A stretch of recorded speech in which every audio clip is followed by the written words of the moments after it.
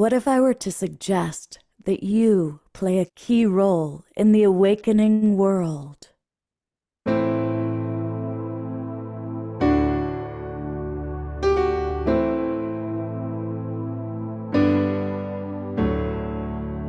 that you are watching this because you have heard the call.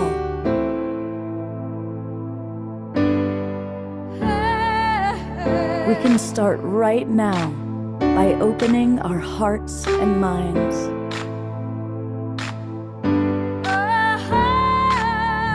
Welcome to the awakening world.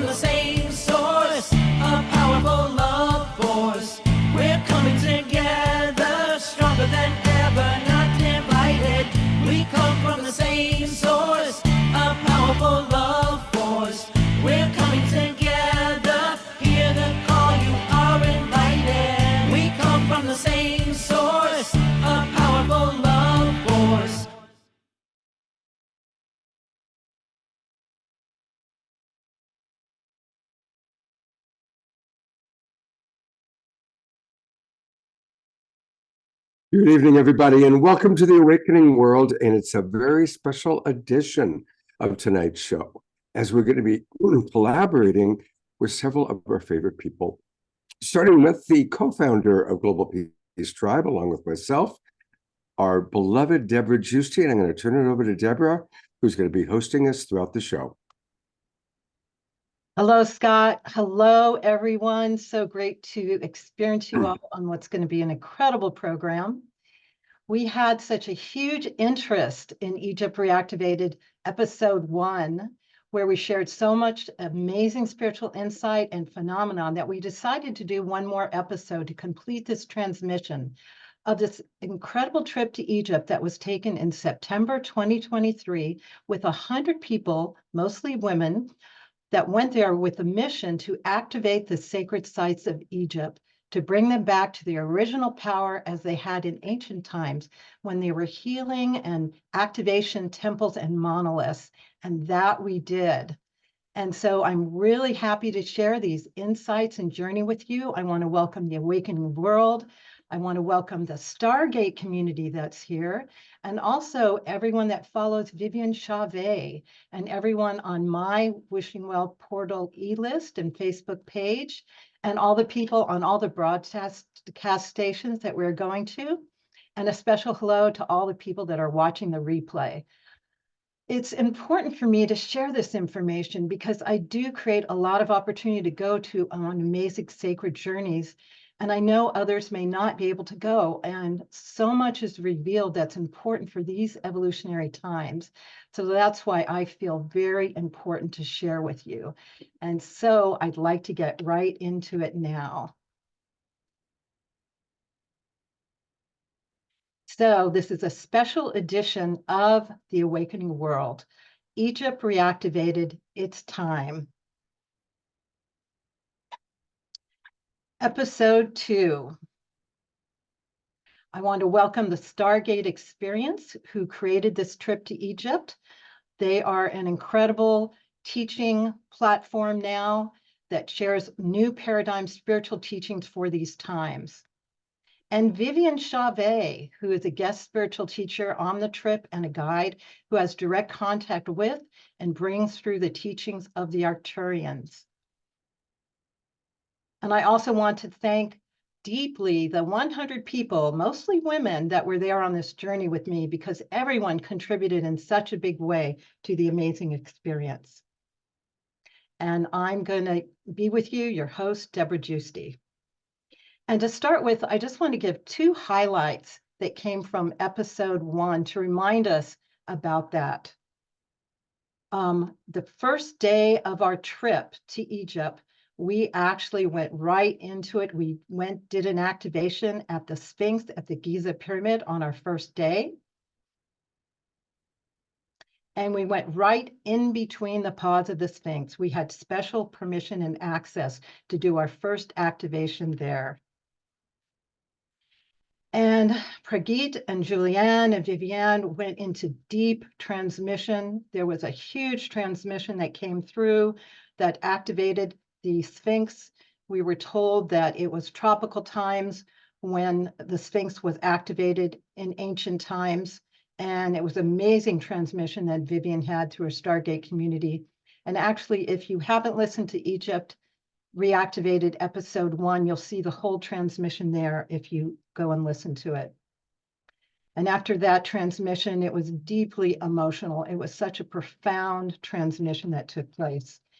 And all during our trip, we had spiritual confirmations. And the spiritual confirmation that I found on my Facebook page after this activation the next day was this incredible art of the Sphinx in a tropical setting. We're right where we were and we did the activation. There's a door of light that is opened. So that's what I mean by spiritual confirmation, a unique synchronicity that comes that shows us you're in the right place. And then I want to mention about the second activation we did at the Giza Pyramid on the last night, which was really incredible. Here I am on the September moon of 2023 with the moon right above my head. This is what I found on my Facebook after we did the activation of the first trip, another spiritual confirmation. Viviane explained to me what she experienced, what was going on during the activation. It was very similar to this. And this is the iconic green orb of the photo that was taken after the activation on the last day. That's Viviane and her husband, Peter. Viviane shared with us that she believes it's a portal, and she actually called that in. She asked her star family to give a testimony, an example to us, and this was captured. It wasn't visible by sight, but by photo, it was captured. So that was really amazing. So in this episode today, we're going to talk about the link between Atlantis and the Stargate and Egypt, because that was something that was really prominent for us. And I would like to invite now the Stargate and Viviane to come with me and introduce them to you now. This is Julianne and Viviane and Prageet. Welcome so much to this incredible show. And for those of us who are new, I'd love a brief introduction, and then I'd love to begin with this topic of the link between Egypt and Atlantis, and then even go into Lemuria. I was wondering, Jules, because we had one more amazing confirmation. Would you like to talk about that, Jules? We got it the day after. Somebody sent us the email. An email? You mean Ezra? Yes. Yeah, so Ezra was on the tour with us, Ezra Bengolo, and yeah, we can totally talk about it. Yeah, because it was amazing. So oh man, what happened with Ezra is a friend of hers who's not really into spiritual things, who she hadn't talked to in 2 years, called her on the phone the day after the activation with the Sphinx and said, "You were in my dream last night. You were in this Egyptian temple and you were lighting all of these candles all around you." And Ezra's friend didn't know that she was in Egypt at the time. So Ezra was like, "Interesting. What were you doing before you went to bed?" And her friend said that she was listening to a meditation by Stuart Pearce, who is channeling the Atlantean angels on a live broadcast the night before. So while we were in the Great Pyramid, it was actually the Great Pyramid after the Sphinx that Stuart Pearce's guides, the Atlantean angels, were saying through his meditation that the pyramids of Giza were being activated again. But And he said right now as I talk, remember? oh, cool. There you go. Yeah. So Anyway, for us, it was like one of these wild goosebumps moments because we don't know Stuart Pearce personally. It's just like a total wild alignment. And we somehow, like through that connection, found out that he had channeled that. so anyway, the Stargate, you can see a large one behind me and some smaller ones with Julianne. This was something that was given to me back in '89.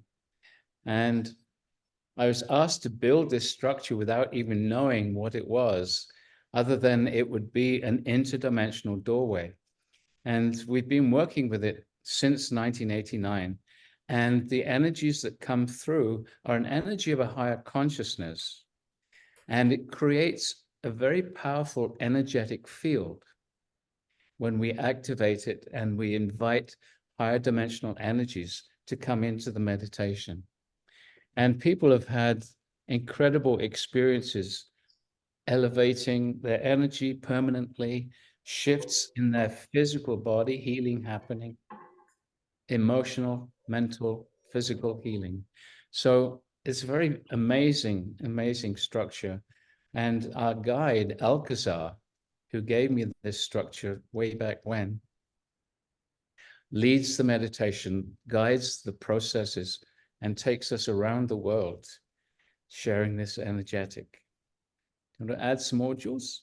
Well, I was born in 1989, met Pragit in 2012, and synced up with the Stargate Experience after I realized essentially there was this kind of magical cosmic connection between, I don't know, me, Stargate, Alcazar. We've been working together ever since. And I would say what's special about the Stargate is that it's not about us. It's not about Pragit and it's not about Jules. This is about people accessing their own innate spiritual capacity because we are all built to be our own channels, to be our own vessels for having higher experiences. We've just been focused on the physical dimension for so many lifetimes that a lot of us have forgotten what it feels like to elevate. And especially since we're here talking about Egypt and we're going to be seeing some amazing clips from Debra, I just want to say, like, be open to the possibility that your own inner remembrance can be struck and pay attention to what resonates with you tonight. And let's go for it. So, Viviane, welcome. You want to say something about you? Thank you. Thank you. Well, it's really a pleasure to be here. And as many of you know, I'm a direct representative or an ambassador for a very ancient enlightened intergalactic group known as the Octurians. And of course, we have been monitoring the timelines for the potential of the planet reascension and humanity reascension for eons. And so it is really a great joy for us to see that you have entered into finding that era of remembrance, reconnecting with yourselves, also embodying these higher aspect of you. And us too, we are like future example of that potential that the human race is reaching back again. So a lot of our teaching is about helping you remembering the pathway within you, and that's we're going to do much more on that level this year, especially with the DNA that is really evolving and what it's going to mean for everyone, how the human template is shifting again, helping you to really gain more light and embody that light, and on a conscious level to help you to shift out of that false 3D matrix illusionary matrix reality, and you moving back again into a more unified field, more universal, more cosmic. And so looking at ancient Egypt, it ties up completely with the Atlantean era. And I personally, for me, it's very dear to my heart because I have clear remembrance being as a nocturnal intergalactic being interacting with the Atlantean, and especially at a time where Atlantis were really thriving in their golden age. And of course, after the great descending back from a higher mental faculties to a 3D lower construct and everything else that transcended, we were also there at the early stages of the transition from Atlantis, or the last stage of Atlantis, into early stage of the ancient Egypt. So this is a very important transition because so many souls on the planet still carry the stigma, the guilt, the heavy responsibility, the burden, the wounds of what transpired from Atlantis, and being able to extrapolate the knowledge, the wisdom, and to work with the Atlantean masters and understanding how in past lives, many of you has also past life in Egypt, that you came back to clear, heal, and being able to move forward. So it really has a direct connotation, and it's very personal also for me because, as I mentioned, I was there directly, and I do remember the Atlantean timeline very clearly and how Egypt moved forward. So I have received a lot of ancient memory reactivation where we were during our expedition, especially at Luxor, which we'll talk later. But you'll see it's going to be a wonderful journey for all of us. So like Julianne mentioned, allow yourself to bring in the level of experiences that you need to inspire you, activate a greater sense of understanding with divine compassion for yourself and others, and allow that these keys that resonate with you to become a tool to supporting you into shifting into the next level of your own evolution. So it is truly an invitation from all of us.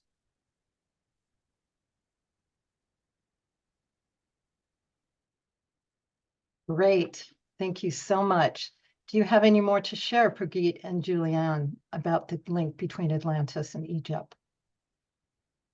Well, this is still an ongoing exploration. And in fact, we're going to be joining Viviane again very shortly, actually, in the Azores, where we're going to focus intensely on Atlantis and the connection to Lemuria. So that will be available on our website very soon, and that is going to be fascinating. But one thing I just really want to point out to everyone who doesn't know Viviane is she said that she remembers being there. She's an Arcturian in a human form. She looks very human, but I have to say the energies that she brings through and her delegation from Arcturus are incredible. In fact, just as I mentioned it, I'm feeling their presence again. So what she's sharing is something that you can't normally get from the various channels and so on. She's talking about her personal experience in those different places, in those different times. So we are very honored to be connected with Viviane. So really listen to that, what she's sharing. Because Also, super, super resonate with that, Preet. And also just want to say, someone typed in the chat, we can feel it from her. And I'm like, yes, the energy is getting so strong around you, Viviane. You were speaking just now, and I was like, whoa. So sometimes when you speak, because you're speaking from this galactic perspective where you can remember things that many of us humans have forgotten, like Graham Hancock says, we are humanity is a species with amnesia. We don't remember our advanced civilization past. So it is quite extraordinary to be reminded of it. So thank you again for being here. And also, if you missed the last experience, the last thing that we did about our whole Egypt trip, go back, check out the experience that happened that Debra mentioned in the pause, to see and experience the incredible energies of that activation that was brought in by this large group of people. But Viviane was the one that anchored those new energies to reactivate the Sphinx and later on the various sites around Egypt. Thank you so much, both of you. Always a pleasure and very honored to be here. And Pragit, thank you for what you shared about who I am. And it's true. And I know you feel it too, Jules. And I see you blossoming more and more. it's really incredible to watch. And you're right. And what you mentioned, Pragit, is very important because what we share, it really is from an Arcturian being perspective, experiencing aspect of humanity, yes, in this form, yes. But nonetheless, I still who I am, and it's really going to convey into what we share in terms of frequency, presence. Because oftentimes there's many speaking to you as one voice, and that's what we do. So yeah, thank you so much. I'm very honored. So we can move on to the next section. Scott, can you make me co-host as well so that I can share some things? I made you co-host 10 minutes ago. Okay.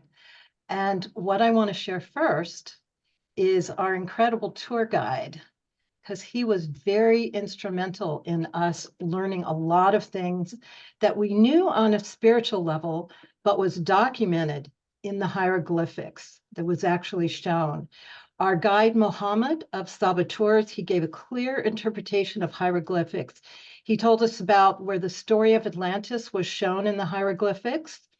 He showed us where the use of advanced technology was shown in the hieroglyphics, and also a lot of evidence of strong connection with the alignment and galactic interdimensional beings. So do you want to share a little bit about Mohammed and what you experienced with him before we share some incredible videos of him? The first thing is Muhammad is a scholar. He, like you say, he comes from the academic background, and then he got interested in spiritual things, and he started to see what the hieroglyphs were really saying.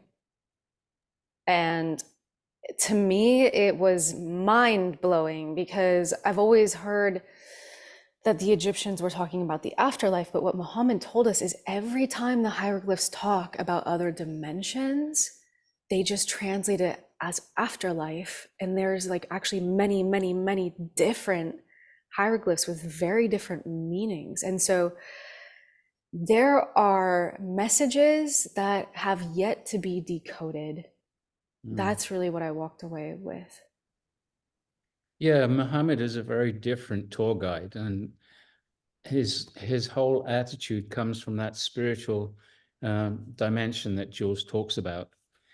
And it was fascinating, some of the things that he pointed out, and I think Debra has a couple of photos in a little bit, but he's a beautiful guy, and if we go back again, we'll absolutely be working with Muhammad.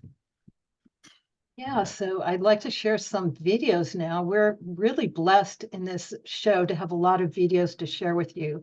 There was a lot of documentation that happened, and you're going to see them in this show today.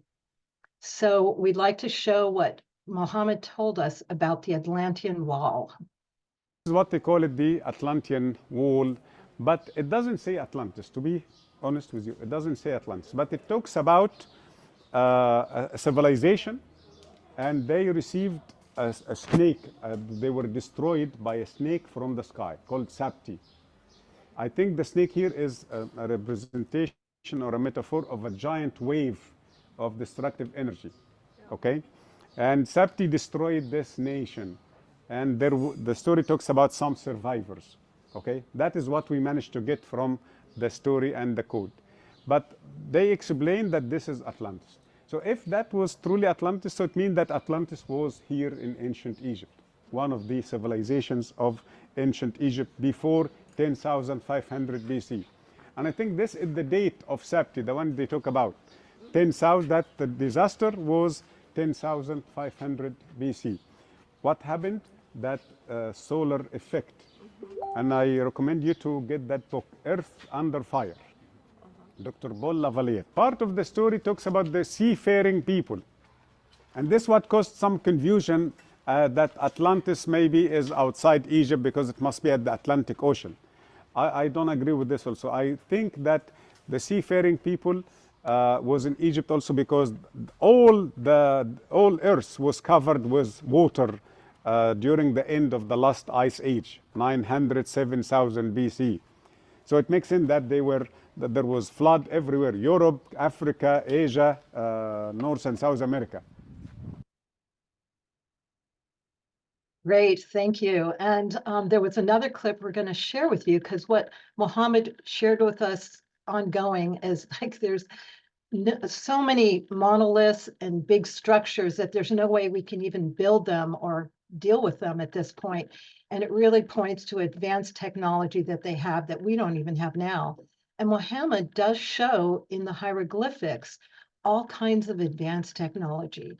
So in this video that you're going to show next, he talks about how they show that the Egyptians actually did genetic manipulation and potentially cloning. So this is really fascinating. The symbol is purification, okay? And the word purification, it's not necessarily to be the same word. It could be adding liquid to enhance abilities, okay? To change the chemical reaction. And then Amun men, so Amun men, Amun men, and the same one king. So it is one figure for the king, okay? This is lettuce. Lettuce is a plant or green leaves. Also, it is very good for the fertility or the quality of semen. So you can tell your husbands or your friend, this is good for the quality of semen. Okay, this is the same symbol, purification. And they add some kind of cups, we are not sure what it is. And then Amun only. Here, Amun men, and the king is holding two things. With his right arm or hand holding a jar, dropping also either liquid or some kind of energy. The other hand, he's holding an incense burner. So this is like a smoke. And again, not only using this for purification, but they are, my guessing, enhancing the abilities of the semen or changing the identity of the semen. This is like genetic modifications, okay? And one king, right? Now we come to the physical formation, but there are two now, not just one. The same king, as if this is all to clone number two. And it happened in front of the physical form after the process was finished. Okay? So this is the same person, by the way. They are not two different persons. These two people is the same person here and there. So I call this section is the cloning scene. They cloned either this one or this one. But I think this is the cloned one because he is giving him the key of life. So he's still at that moment before life.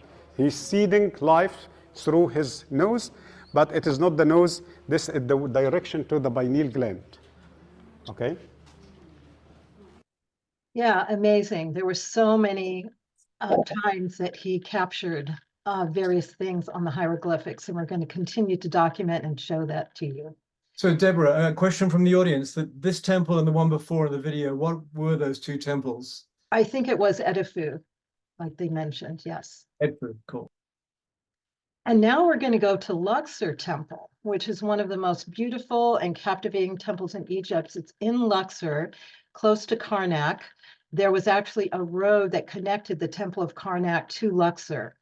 And unlike other temples in Luxor, it was not dedicated to a specific god, but it was held for when the pharaohs got crowned. There was high ceremony there. They held court. And we found out so many things about Luxor for Muhammad and our journey there. So we're going to be able to see a video on that now.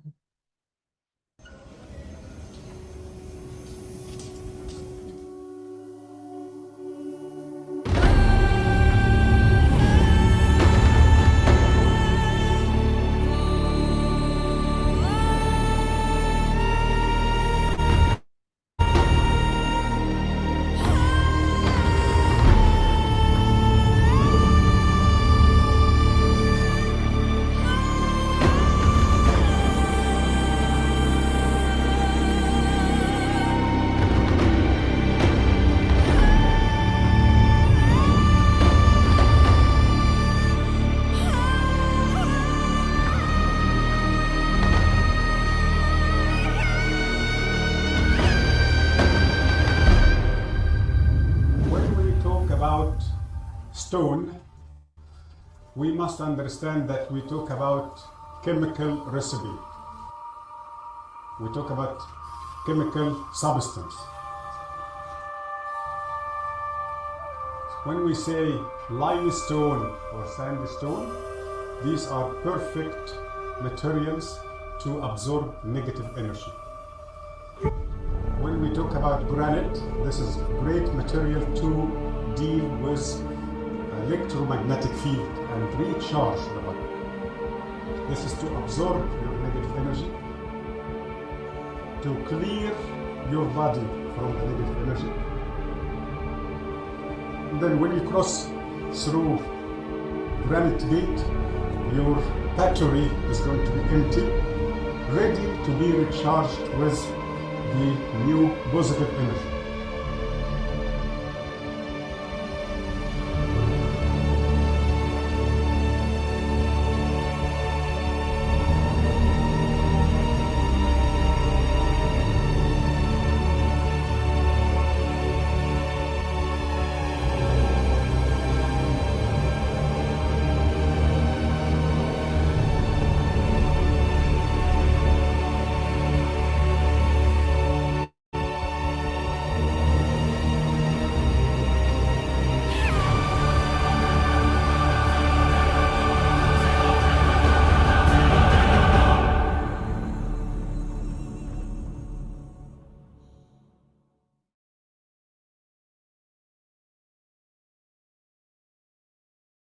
Debra, you're muted again.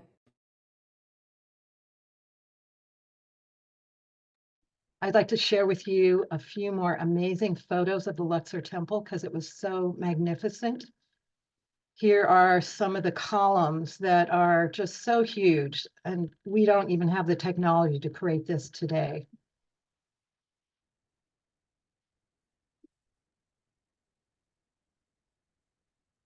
Here, Mohammed is sharing with us again the amazing statues that were there, and he explained the higher forms of technology that were used in the hieroglyphics to create these huge temple structures and statues. He also made reference to imply that they had anti-gravity technology. And this was the Ark. That was incredible. Viviane has a bit to share about that when she comes on shortly, and it communicated a lot about the Egyptian mysteries. And these guardians were at the temple at very special places all the time. They were just beautiful, and this was their spiritual mission to guard the temples. So one more video I'd like to share, which Mohammed talks even more about the advanced technology. And so Scott, can you play that next video? My friend Christopher Dunn, he's an engineer, and he is talking about ancient technologies. He wrote 2 books. I recommend you to read them. Giza Power Plant, The Great Pyramid, Giza Power Plant, and the second book is Ancient Technologies, Lost Technologies of Ancient Egypt. Okay, he took great picture to the head, because one day the head was on the ground before restoring the statue, and he used his computer. He cut the face into perfect 2 sides. He deleted the right side and then copied the left and pasted the left and then flipped the left to give him the same face again. That is not right. Why? Even if you do this to your own face, it is not symmetrical. So anything done by hand is not symmetrical. Anything done by regular tool, regular technology with this size, with this hardness, also cannot be symmetrical. So to be symmetrical, we need super high technology, because we are dealing with granodiorite, very hard material. So that was his beginning to understand that there was ancient technologies. Then he had a crazy idea to see if the flower of life will fit the features of the face. And he found, yes, that the flower of life is matching the forehead, the eyes, the nose, the chin, okay? So everything in ancient, in pre-Diluvian Egypt was happening by high technology, so superior technology.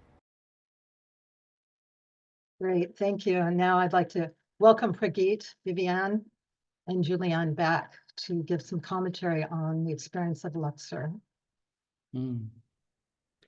Well, I think Viviane can give us some really great explanations about the Ark, but I'd just like to point out it was on a long, straight causeway, and either side there were dozens of statues. It was incredible.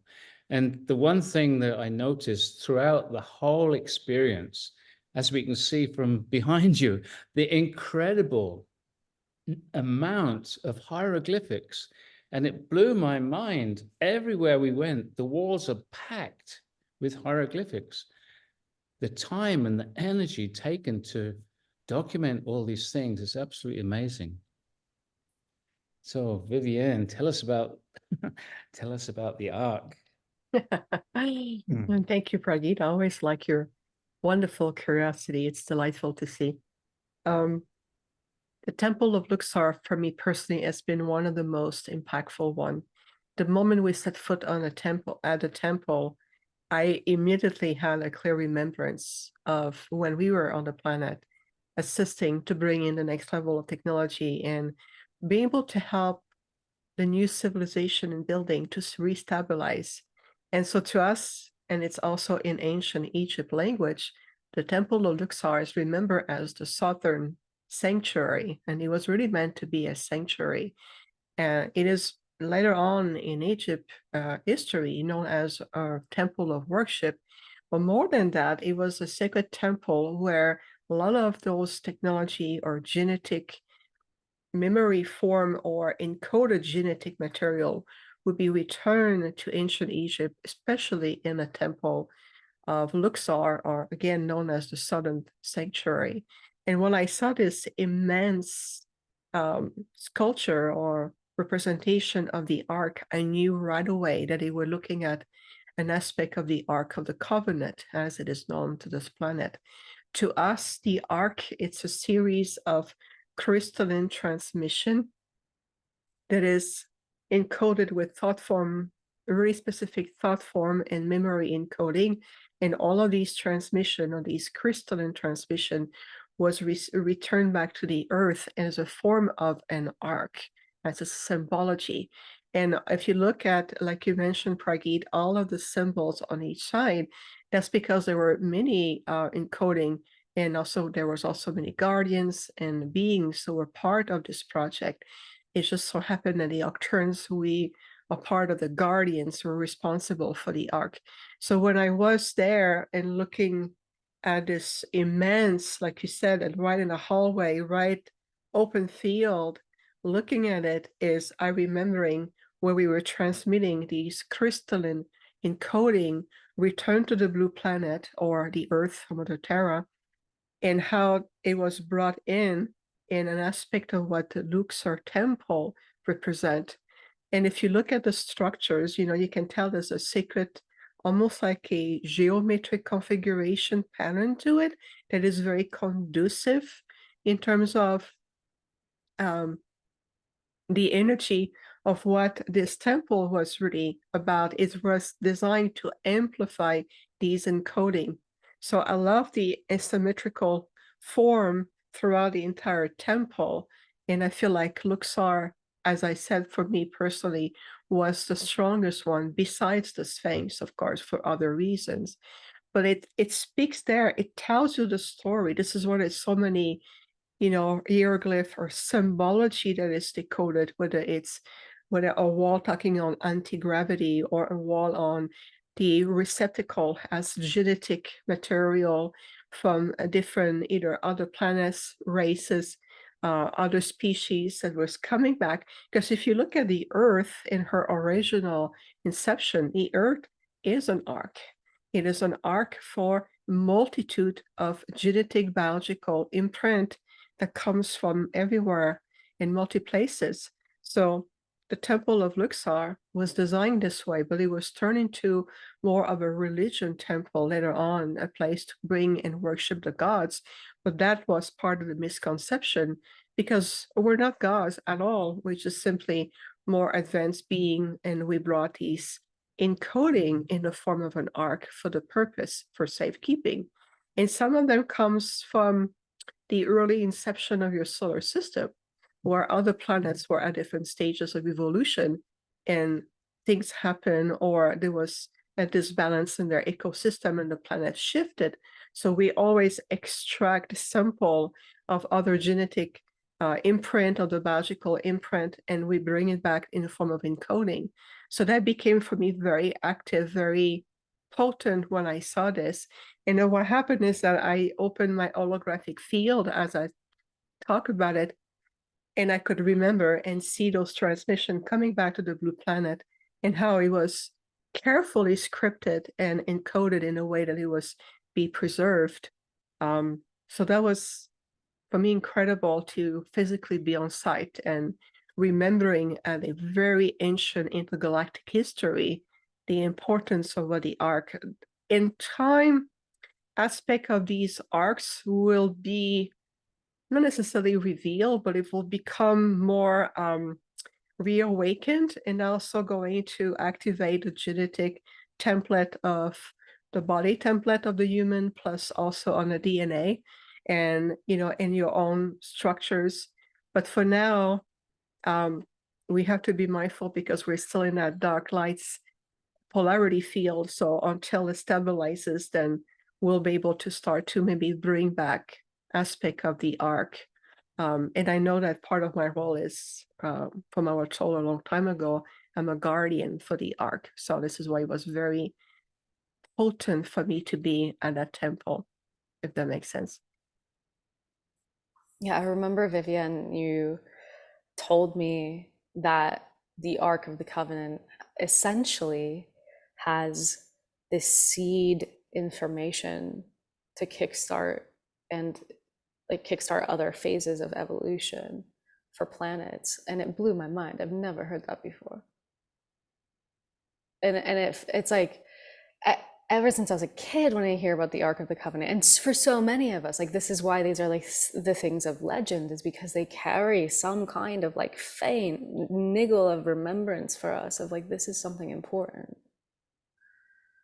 Absolutely, and you're absolutely right on.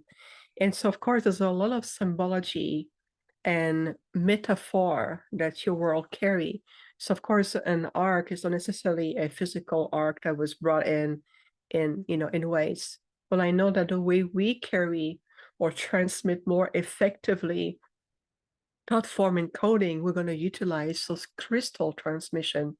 And hink, hink, what is the Atlantean were using a lot? Crystalline technology. See how it intertwined? Reggie, did you want to say something? Go ahead. No, I just said that's beautiful. Oh, thank you. You're on mute, Debra. Is there any more that you can share about the advanced technology that was revealed? Because that was a significant part. Well, and thank you for asking, Debra. So if you look at just the temple itself, like Mohammed mentioned through this other author about the technology, for us here today, we're rediscovering the majestic of this sculpture, an immense design and temple. But you have to think about that back then, or at that time, technology to sound vibration, levitation, anti-gravitational technology of consciousness, I would say, even through your thought form, you can really be in tune with the molecular structures of these blocks and redefine the structures and build something magnificent, was very natural as verbal communication is to you today. So we are rediscovering these so-called higher abilities that is also a reflective into who you are and who you're discovering yourself through these abilities. If we can pilot very complex, immense starship in the multiverse from one point to the next, that's because building structure becomes available. And so if you think about it, if you look at these, whether the Andromedans, the Arcturians, and they're really enlightened intergalactic civilization, we utilize the highest potential of our mental faculties. So when you start to utilize light and sound at a much higher frequency band, you can transmute the structure of seemingly an object. And this way you can also reform and reshape physical form into a higher manifestation, and you can really co-create something that is seemingly impossible by your comprehension and the technology and the tools that you have in this 3D field. But it's really just an invitation to remembering the potential and the abilities that you have. Get to know your mind, get to know your faculties, open the mental field, open those communicative channels that is within you.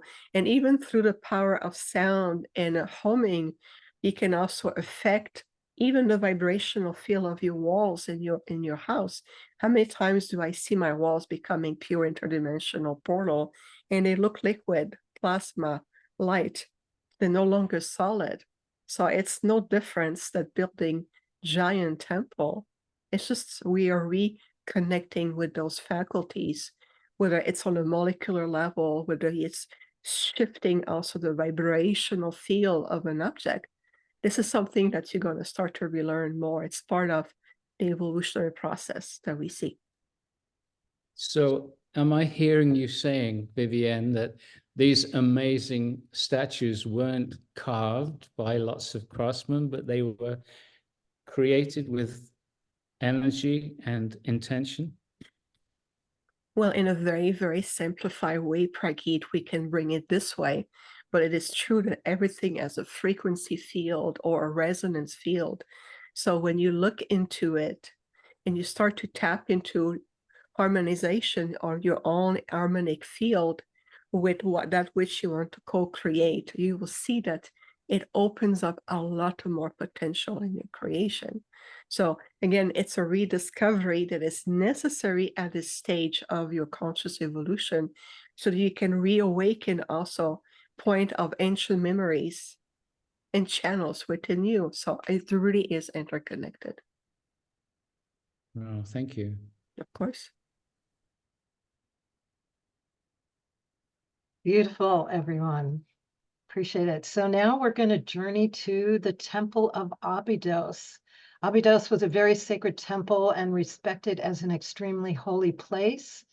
Many Egyptians wanted to be buried there. And again, Mohammed continues to reveal with the hieroglyphics much spiritual information, especially multidimensional information, including portals, stargates, spacecraft, and also the temple honored Osiris. And behind it was the official Osiris temple.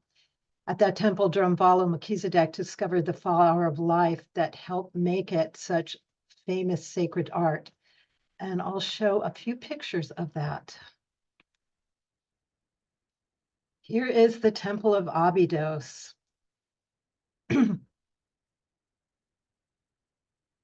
And it was just majestic as you walked through there.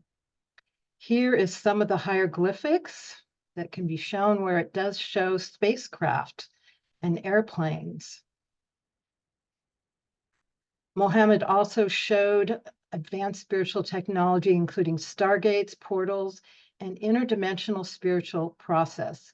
And as Viviane said at the beginning, the traditional interpretation is description of the afterlife, but Mohammed impressed to us that this was advanced spiritual transfiguration and technology that the Egyptians were accomplishing in this life. And Prageet was so happy to see the stargates shown at the Abydos temple. And so we're going to show a video that explains the stargates.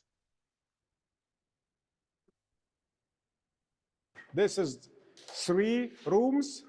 The 2 sides of each room, you can see the symbol Stargate.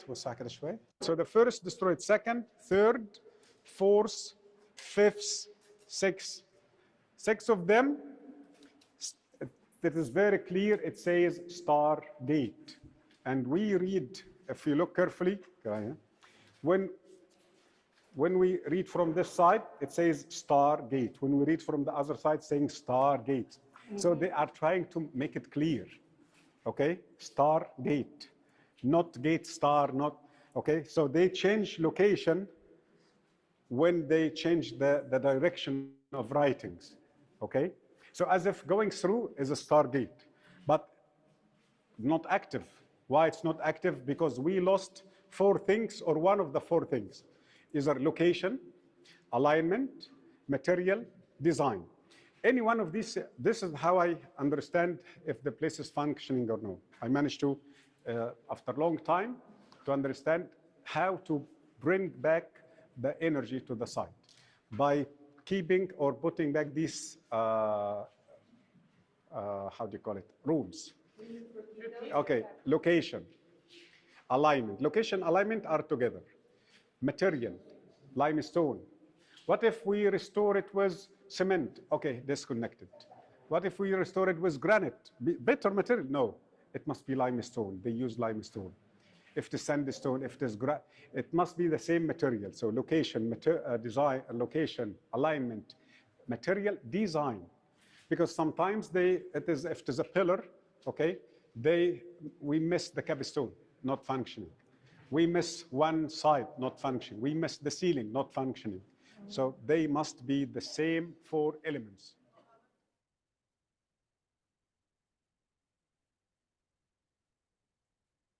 And as Mohammed shared, throughout the temple, there are special healing activation rooms and portals of spiritual transformation. Also, throughout Abydos is the documentation of the deep connection of Isis and Osiris. So we're going to share a bit more in video now as Mohammed explains.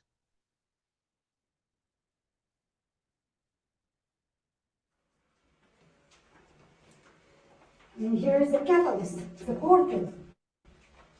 You see, they are carrying the portal up to the roof of the temple. Why? Because they prepare themselves to cross. So here became different phases, different shapes. It means that you are crossing. This is to cross from dimension to another. You see, that's why here it's not one face. It's not one person. You see, you can see how many shoulders here? You are crossing now the dimensions. You are crossing from the portals. Right. So this is evidence also.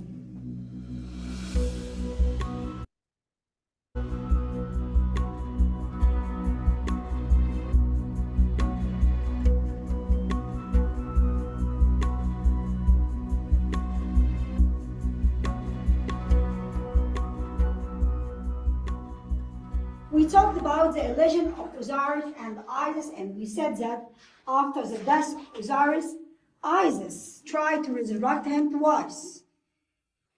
By the help of Isis, he was able to resurrect once more. And this is the chapter of the story here. How Isis here take her husband's dead body and put it here. Why she put it here? It's a portal. You see, energy everywhere. Why? Because to resurrect him once more, she needs to charge him. She needs this energy to resurrect him once more. And then Isis and Nephthys, as we said, were 2 birds to be able to collect the body of Osiris from everywhere. Isis turned herself to be a bird. And she was flying upon him. But he did not resurrect until she touched his organ. When she touched his organ, you see, raise it up, he became alive. So the male needs a female power to resurrect, to recreate. So that's what we are talking about, that unification between 2 items, male and female, positive and negative. This is very clear here. He did not resurrect until she touched this organ.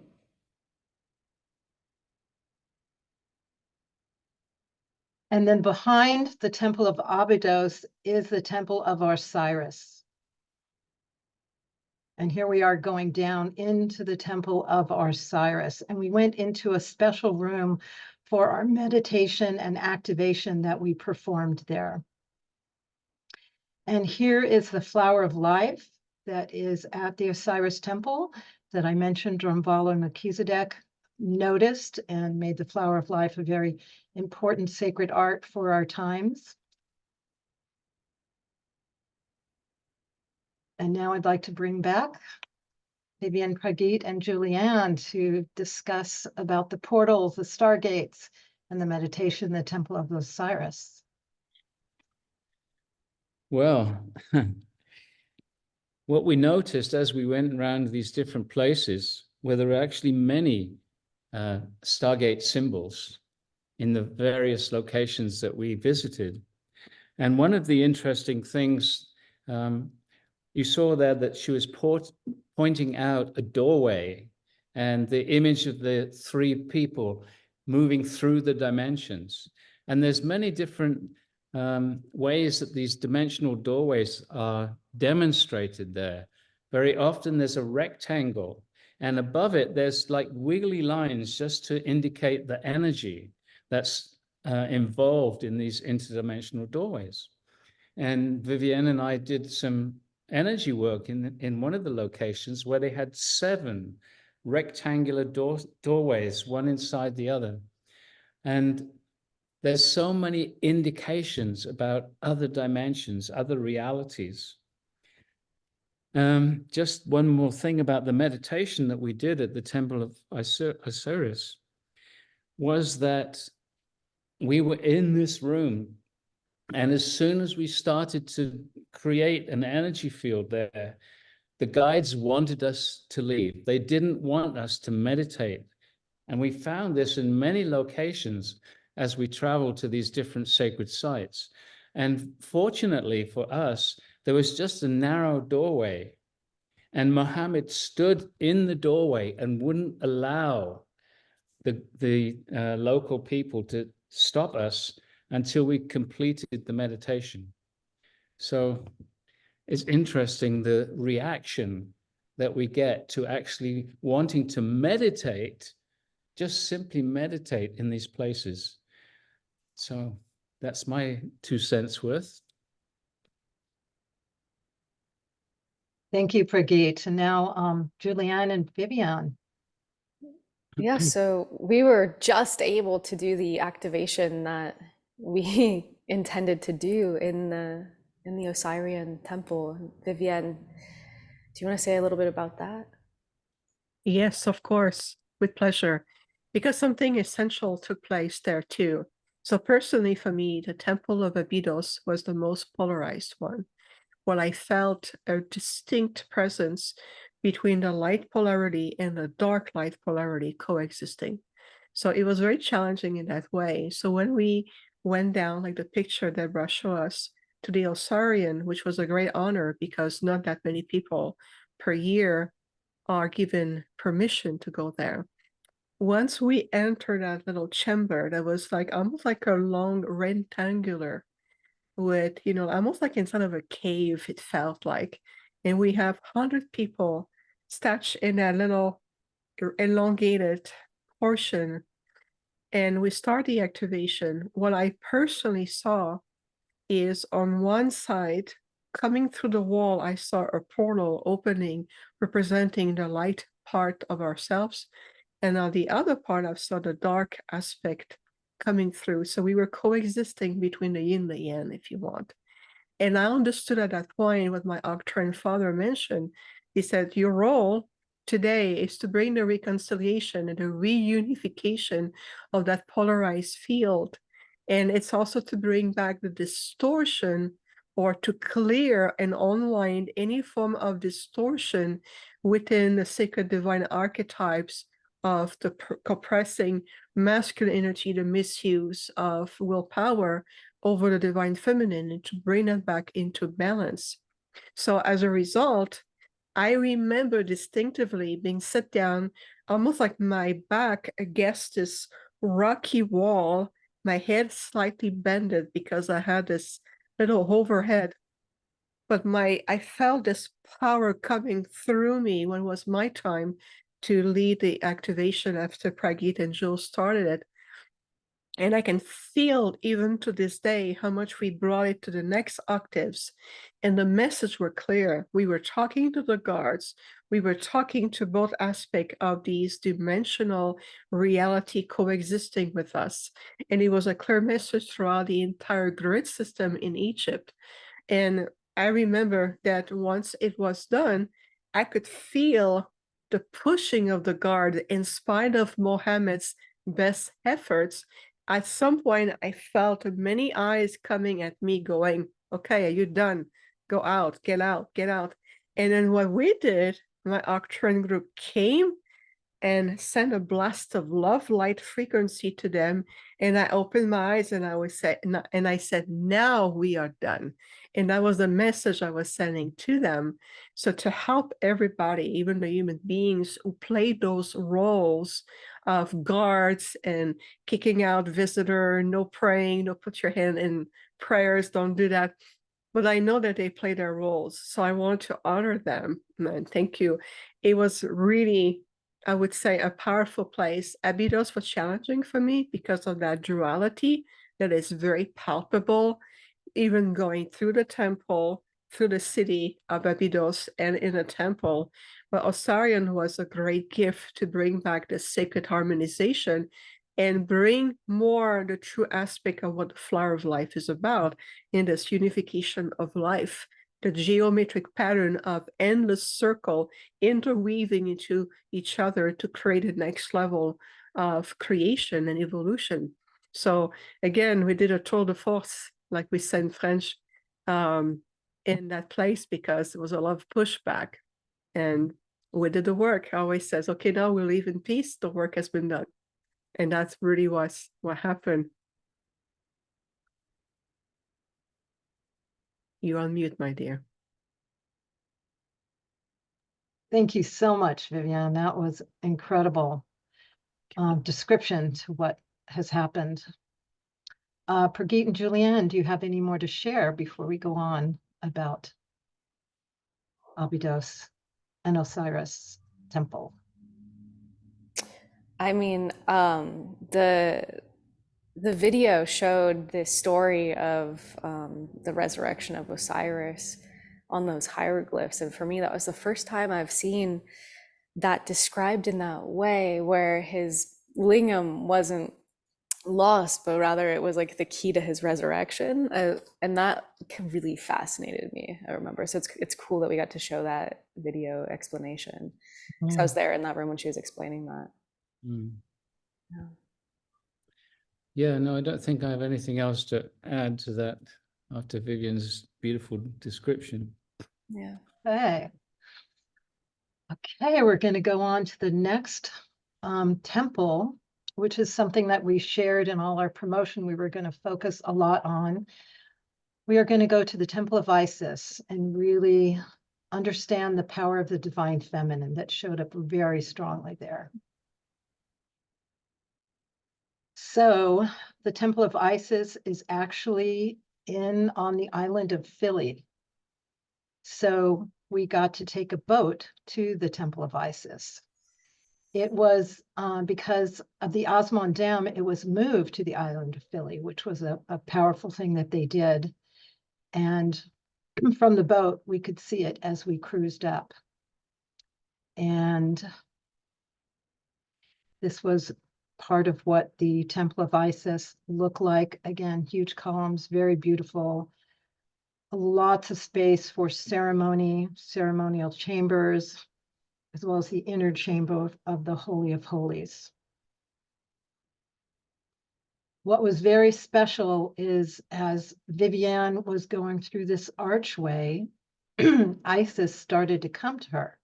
Now, this was unusual for Viviane because she usually talks to her Arcturian family, but Isis wanted to have her word.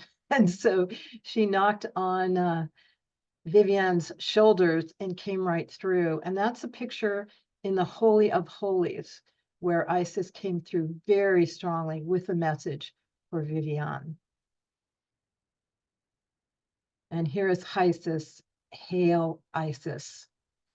And so what we got to do is go to the side, and again, this was an unusual thing where we felt really strongly we wanted to meditate together and anchor the power of the divine feminine that was coming through, that everyone was feeling at that time.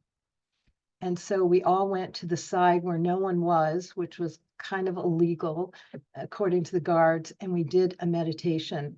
And we're going to show you a little bit of that now.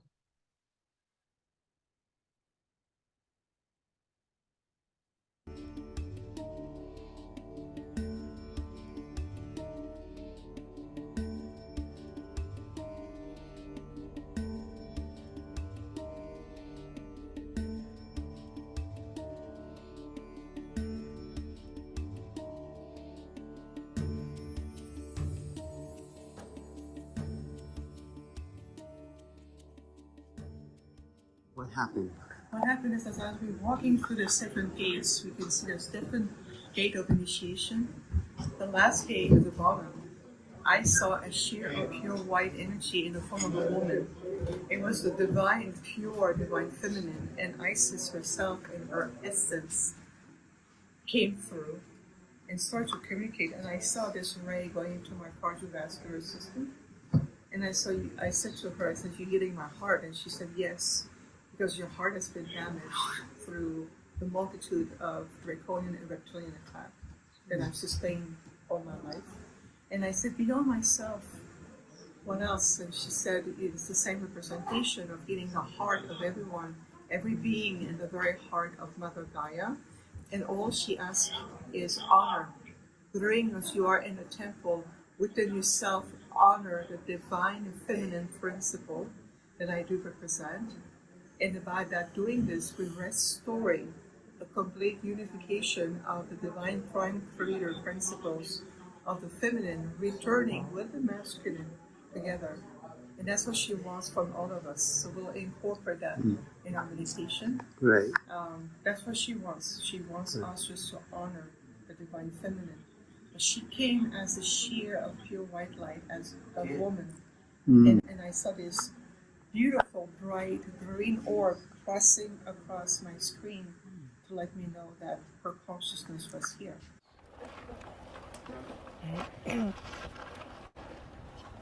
I'm sorry, because I was preparing this moment, but it is corrupted, unfortunately. So we have to delay this to go to when we go to Elephantine Island. Can we take 1 moment? 1 moment, okay. Okay. The intention right now, you need to guide us Yes, quickly. please. The intention that Isis gave me herself, I saw her. It's please honor and hold the divine feminine principle of Prime Creator. We need to bring the anchoring of the divine feminine restored in this original divine blueprint. That's what she asked of us right here, right now, in your heart. Just feel it, open the field. Imagine your heart center expanding the intelligent field of the deep of your heart with the intention that the divine feminine energy is restored. And bring in the energy through the grids of the ancient site of where the temple was originally, and let's bring it back where it is today in complete alignment without any distortion whatsoever throughout space and time and throughout infinity. We are healing the timeline of history, overlapping into today, in the renewed energetic grids of Mother Gaia, and within ourselves, and for all sentient life forms, including the planet herself. Healing your heart. It is time to heal the old wounds with love and respect. And so it is. And so it is. We are grateful. We are grateful. Thank you, Mohammed. We are grateful. Thank you. We put you through a lot of stress, don't we? No group ever did this. You will remember us. Yeah, of course.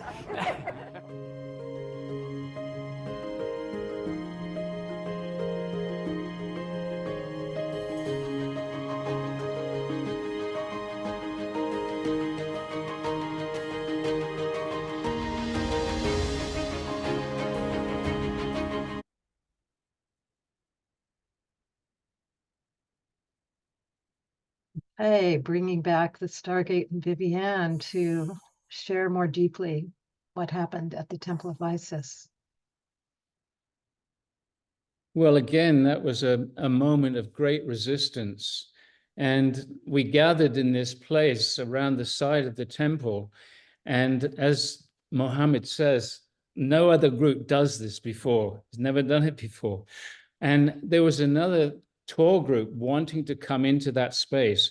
And Mohammed courageously stopped them from coming, which created a bit of a problem.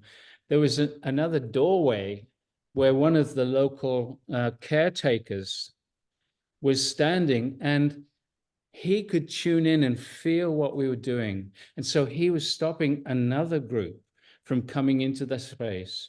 And the energy that came through in that very brief meditation, I was feeling it again so strongly, just as we heard the recording of it.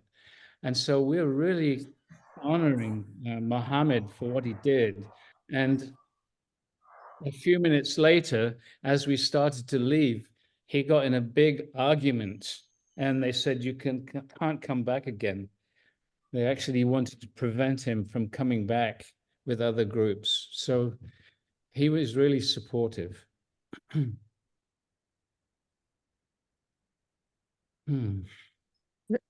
Very true. And I like what you said about Mohammed, is that he really got in big trouble for this one. And just to give everyone perspective, we were only given 4 minutes to accomplish what we did.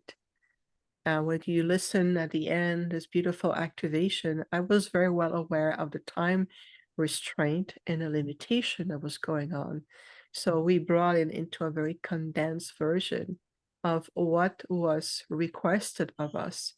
And so that's why I repeat in the recording, you can hear me say 3 times, we are grateful, to show Mohammed that he was putting himself on the line with this large group behind the temple. We only were granted 4 minutes. Now, in linear time, 4 minutes seems impossible. It's so short for a large group. But once we started the activation, we were transcending that linear time construct. So we were able to accomplish what we were meant to do, even though we were extremely physically limited. So just to show you how much we have succeeded in so many ways above and beyond to do what we were supposed to bring and activate it for everyone and the planet herself.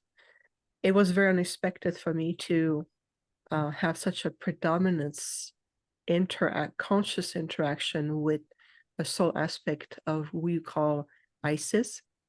And I still remember it to this day. And I hope that everyone was able to hear what I share. Otherwise, I can repeat as I remember, if that's helpful. Yes, if you could just recap your Yes, experience, would be great. of course, with pleasure. So oftentimes the concept of the 7th dimension or the 7th state of consciousness, it's a very important theme in Egypt. So we saw in the temple the 7 carving of those doorways that represent a conscious evolution. So the moment I step into that doorways of consciousness or activation, like I mentioned in the video, is immediately I saw this very beautiful, bright, white sheer in the form of a woman, and I saw this orb of light physically coming at me and going through my heart center and my physical heart to my cardiovascular system. And immediately this consciousness spoke to me and said, well, I am an aspect of what you call Isis, and I'm also the guardian of this place. And I said, you are the representation of the divine archetype of the divine feminine aspect of the supreme source. And she said, yes. And I said, why are you going into my cardiovascular system? And she said, your heart has been damaged by the dark light polarity in this lifetime, by the multitude of attempts they made on you. So my gift to your for your service is to repair your heart. And I could physically feel like being worked on.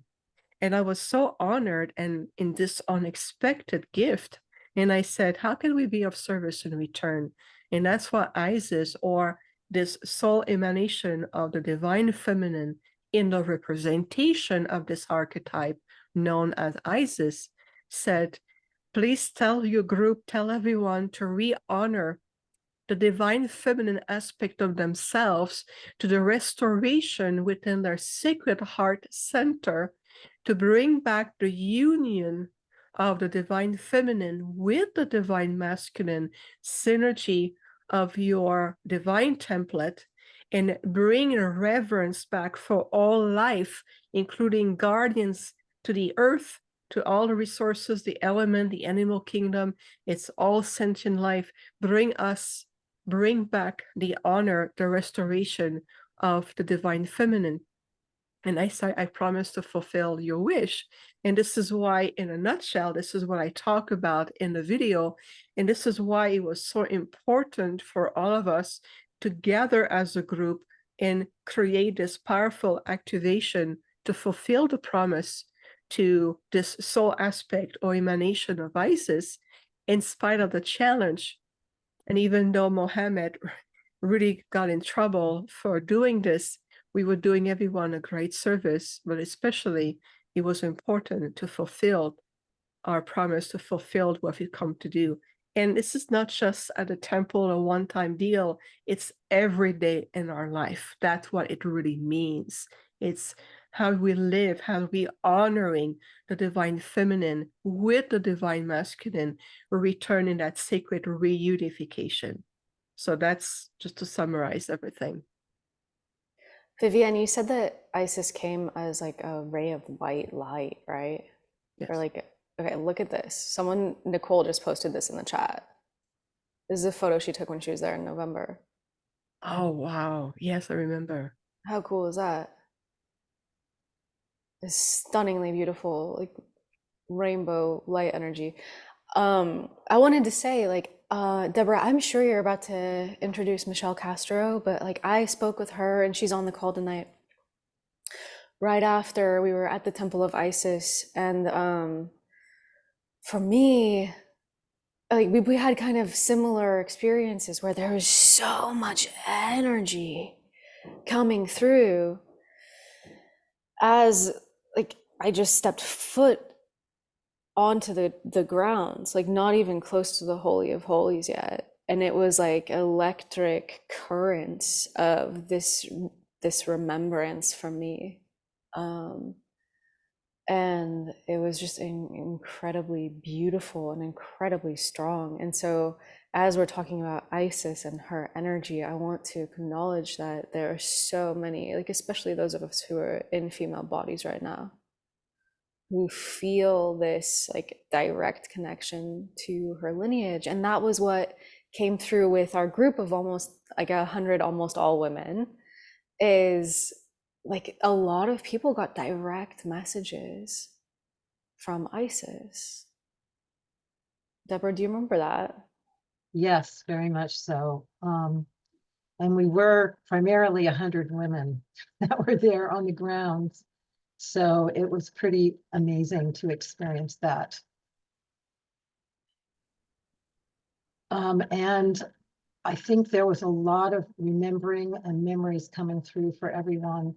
And the activation of the divine feminine for everyone right now at this time on the planet is so critical that this was one of the most important things that we did and that happened there. So everyone was truly moved and experienced it. And again, a lot of rekindling of memories of those of us that felt like we were in Egypt, you know, in past lives, or however you describe that spiritual lineage, and that our memories are coming back of the honoring of the feminine and the powers and the superpowers that we had coming back at that time. So yes, this was a very high level, important convergence that we all experienced together. Yeah, I think superpowers is like the right word for it, because sometimes you walk in these temples and there's just like a supercharging. And another thing that can happen that Muhammad was pointing out to us is like you get like the stuff that needs to come up gets cleared, right? These are powerful activating sites. So yeah, I just wanted to share that. Like for me, it was like almost like these currents of like almost orgasmic energy were coming through just as I was walking through it, like toward the Isis temple. So it was really, really beautiful. Yeah, there were actually, after the meditation, there were many women I noticed that were tearing, really deeply involved emotionally what was happening. Yeah, I remember that too, Pragit. And if you look at the symbology also where this very powerful divine feminine activation took place in a land for centuries and generation of repressing the disbalance, the miscreation, distortion between the divine feminine and the divine masculine, it was also very deeply healing on a historical level. And this energetic archetype of the divine feminine came to me as this veil of light in the form of a woman, knew exactly what we're going to do was also to restore and heal generation of deep wound that needs to be reconciled so we can finally re-emerge in a new flower of life, the more reunified flower of life, this chalice of all life that we carry within ourselves, within our heart center to the threefold flame. And both archetypes or both aspects have to be present. So this is why for us, when we work with the divine feminine, it is always in conjunction with the divine masculine, because those aspects needs to be restored on the planet and within ourselves. And being in Egypt, connecting also to the Middle East and everything it represented was even more significant. This is why I was so honored that this beautiful presence chose to communicate with me so potently, clearly, and of course the gift I received. Obviously I have a lot of work to do, so she goes, you have to keep going, so let me heal you. And we are going to, Oh. do you have one more thing to share? Well, I was just going to say that very powerful meditation and energizing happened on an island with water flowing, the Nile flowing all around. So that energy was like moving out down through the waters as well. And now we are going to take the divine feminine up another level, because it's my pleasure to present someone that was there on the trip. And she was really significant in terms of being there as, there she is at the Temple of Isis. And I'm talking about Michelle Castro. And what is so amazing with her is she does have a direct connect with Isis that comes through her. I was with her in the Queen's Chamber at the Giza Pyramid when she gave a transmission of Isis that came through. That was amazing. And of course, her experience at the Isis temple, again, was incredible to be with her and share with her. So Michelle, welcome so much to this program. Thank you. Thank you so Love much. to share, to add to our understanding of Isis. And if Isis wants to come through and say something right now, we would be honored. Sure. There's so much that wants to be shared. And it's through the work with the Stargate that Isis started coming through me. So it's quite an honor and such a full circle to be with all of you. And when Isis first came through me, it was in a Stargate after doing lots of essence of life work with Julianne. I went to a Stargate, and very similar to how Viviane described it, this being who named herself Isis, veiled in light, came to me. And before that, I was hearing these words and being guided to do these things and being guided to do specific trainings, specifically on embodiment and somatics and healing on a very physical, individual level. And also to be revisiting some of my earlier spiritual training in mythology. And what she was describing was that the distortion of the divine feminine needed to be healed in the collective and on an individual basis. So in the queen, so first we did this experience, this activation, this clearing in the king's chamber. And I believe one of the other goddess women, maybe Eugenia, was leading an experience in the king's chamber. And I was deep, deep, deep. And I kept getting these visions of what looked like pink electric lights moving. And I just went with it and just received and received. And I just heard, don't worry, you'll just receive, just receive. And so I did that, and it moved me into this understanding as we were moving into this queen's chamber, the activation that occurred. I can only describe it as I've been trained in a lot of nervous system work, and what we learn about healing on a very physical level on our nervous system is that when we experience something that's traumatic, or we experience something as a limitation, it's that we hold the charge, and that in order for healing to occur, there needs to be this discharge. And it was like this experience of just within the pyramid, this almost like this giant burp of energy where this discharge occurred from the work. And all of the energy, if you know of a volcano starts bubbling up and starts bubbling over, it kind of creates this mess. And one of the reasons that the divine feminine was so repressed was the fear. And that fear comes because the divine feminine, it represents our physicality. It represents that work of having to kind of go into those darker places sometimes, and to look at some of these distortions and heal them. And while for many eons we've been left alone, the Isis is back. She's here to remind us that even though we've had what has been left as the Madonna, the white, we have the light goddess, we have the light, the Sophia. It's the aspect of the dark goddess that Isis has been holding. And that doesn't mean bad. It means the one that descends with us.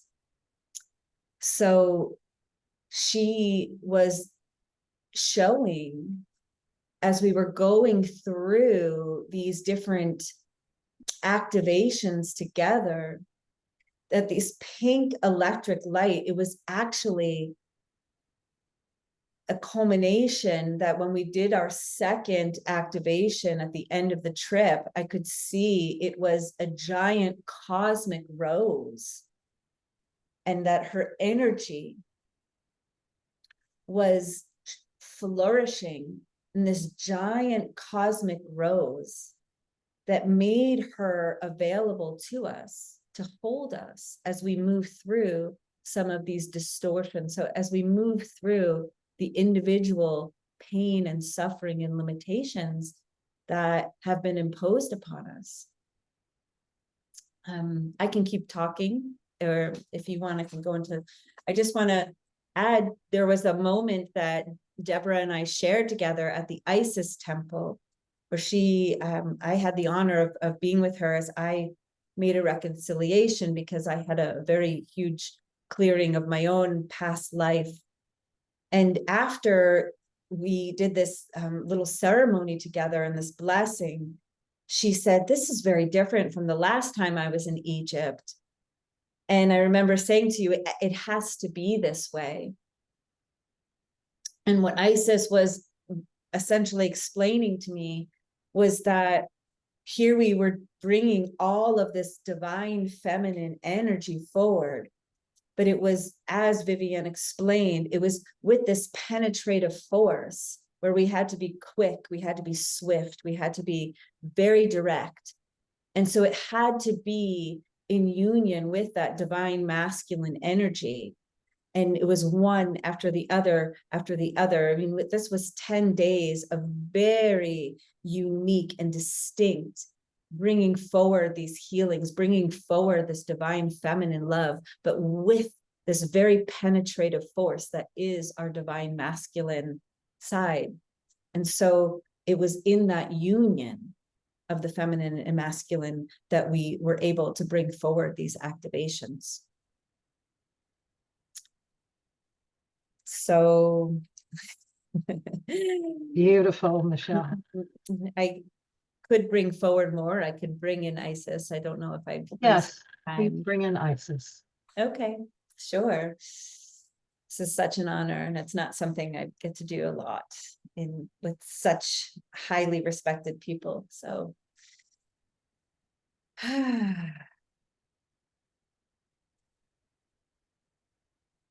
dearest ones, I am with you. And as these words come through this one's mouth, you might experience an inkling or a tingling of remembrance of a time when our union was so significant to you that everything you did was rooted in your connection with the Divine Mother. And I know, dearest, that the distortions and the traumas that have occurred in your timeline has, you can say, blurred our connection. And it doesn't matter how you worship me. For I am the goddess. I am the mother with 10,000 names or more. And this temple that is housed as your physicality is the one that you can first and foremost begin to honor what you call this reunion of divine feminine and masculine forces by learning to come into a state of presence, being able to hold yourself, being able to connect with the love and presence of the mother. Dearest, I see you. I see all of you. Every mistake, every bit of doubt or courage or shining thing, every act that you make, whether you call it right or wrong, or judge yourself about it, I am there with you. Because the moment that you acknowledge that you are in the arms of the mother, you can begin to make space for more of what this blessed beloved one, Viviane, is talking about. Allow me again to hold you. Allow yourselves, your body, to be reawakened so that you can align to hold more of this divine light.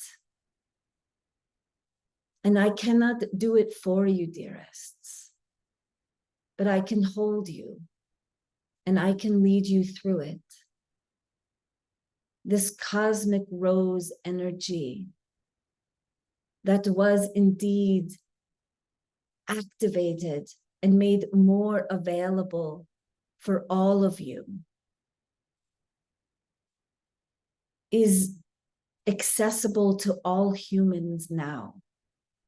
There is no turning back anymore.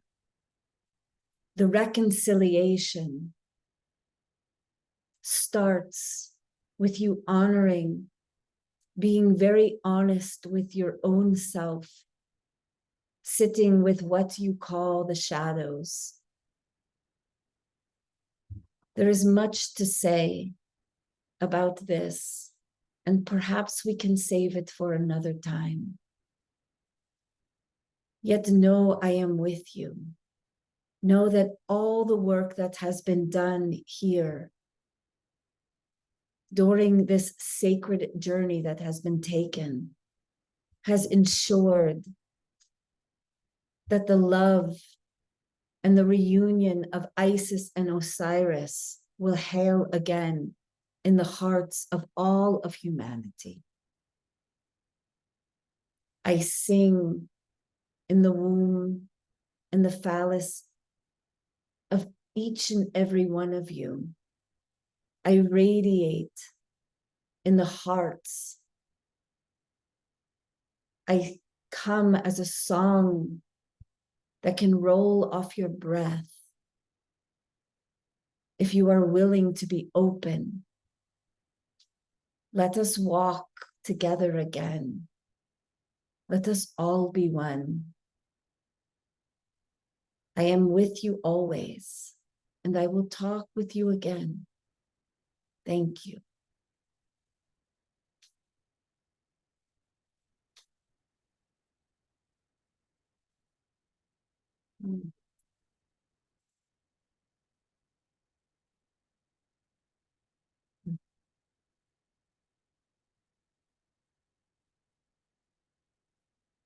I can't hear you. I think you're muted. Thank you so much, Michelle. You're welcome. Thank you. Such an honor. Beautiful. Mm. To bring Stargate and Viviane back to join Michelle. Please. Mm. Thank you so much, Michelle. It was such a pleasure to go back. You brought me back to the place of the temple and with the presence of all of us. I could feel a very important uplifting. What a gift you brought all of us today. Thank you so much. Thank you. What a gift you've brought in all of us, all of you. That was a transmission, Michelle. Like after you ended, my crown and my third eye were like Isis wings. Thank you. I could feel her energy as soon as you started talking. It's beautiful. Thank you so much. Michelle, do you remember talking about walking in the Isis temple with me? Yes, I do. God, that was so beautiful. And like what I want to share that I didn't share earlier because it's like a little embarrassing is like as as I was feeling like this, it's like a remembrance of initiation from the past. And it's as if like my energy field is remembering this like ecstatic union energy. And it's just like, it's getting stronger and stronger and almost like too much to bear in my field as I'm just walking. And I'm like, whoa, okay. And I look over and I see this one man who's on the tour with us. And I get such clear guidance. You have to go hold his hand. Like, go hold his hand. And I was like, I mean, like that's a bit much, but I was just like, okay, I'm gonna follow it. Cause like I'm friends with him, right? It's not like a total random stranger. He's on our tour group. I'm friends with this person. So I go and I hold his hand. And it's as if like all of that lightning becomes like anchored through him into the earth, like a discharge. And he started crying. And it was just like this beautiful moment of remembrance, because this is like the male-female polarity is there are secrets and mysteries to our physicality that have yet to be re-remembered and unlocked. And these were just one facet of what Isis was bringing and teaching in ancient Egypt. Absolutely. And when we were doing that 4-minute meditation where Viviane was leading us on that side, I remember it was as if like Osiris, like I was looking at it and it was just like Osiris was just like beaming and beaming and beaming and radiating light, radiating light, radiating. And it was this sense or this like frequency of like trust again. And there was these continual moments. I actually had an experience with that, our same friend. And after, I think we decided, we're like, wow, we must have had past lives together. Yes. But there was this, this again, reconciliation that occurred. And then after that, from then on, it was just like demonstration after demonstration of like repair with the masculine. We're like, wow, like, not only do I feel honored, but I feel so supported. I feel so connected. And yeah, I have a grounding rod for some of this energy maybe to flow. Mm-hmm. And, you know, Isis has said these secrets are going to be open to us little by little as we clear out, you know, some of our own limitations, then we can hold space for more to come through. And I know in my sessions that I've been doing with women, just incredible things are starting to happen for them. So it's exciting what's on our horizons. Yeah, it really is. Mm-hmm. Thank you. Thank you so much, Michelle. That was just perfect and awesome. Thank you. Thank you. You're such sacred beings. I'm so honored.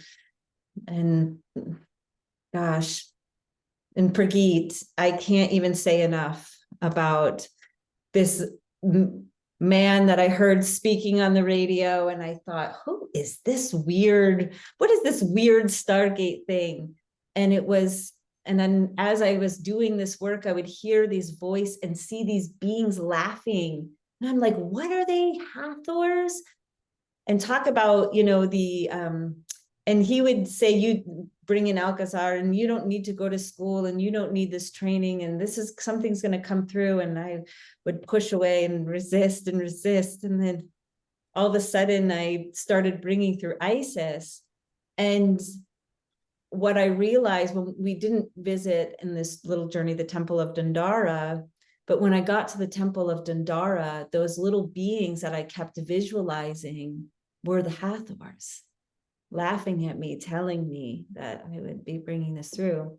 And to bring it all back together, it was through working with the energies of the Stargate that I was able to connect to this. Mm-hmm. And of course, the divine masculine support. So thank you. Oh. Thank you. Oh.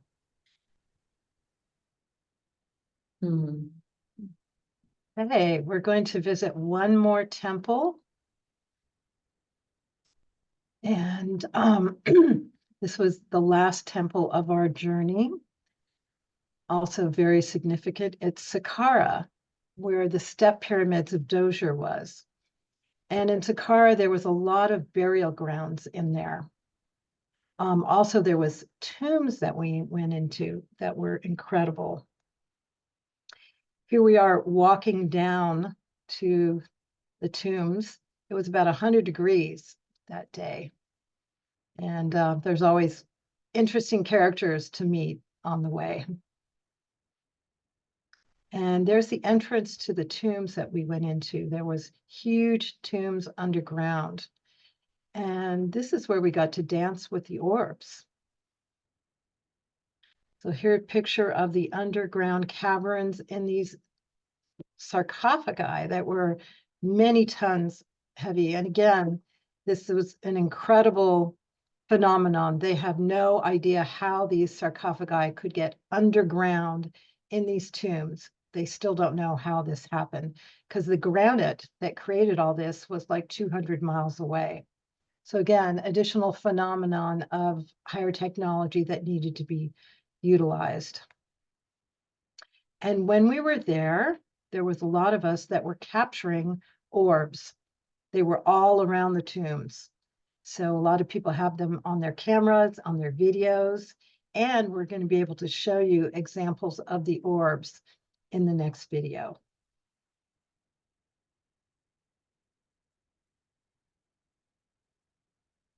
As the cameras rolled in this extraordinary location, a peculiar phenomenon unfolded before our eyes. While capturing the essence of this special place, orbs or energy inexplicably appeared on the screen of a camera phone, and what made this occurrence particularly intriguing was the absence of any visible dust in the surroundings. The unexplained presence of these orbs added an unexpected layer of mystery. In the absence of a rational explanation, we found ourselves contemplating the possibility that perhaps the ancient energies of the site were manifesting in a visible way. The secrets of this special place linger, making us ponder the deep link between the heavenly and the everyday.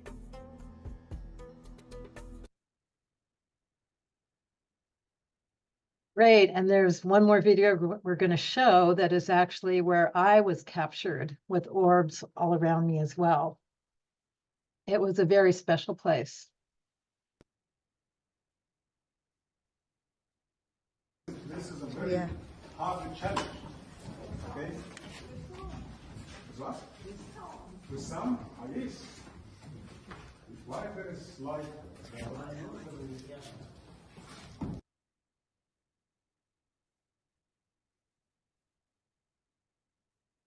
Great. And also, Viviane also had a real incredible experience of going into light language in the tombs as well. So we'll want her to share about that. But Pragit, Julianne, Viviane, would you like to share about the tombs in Saqqara?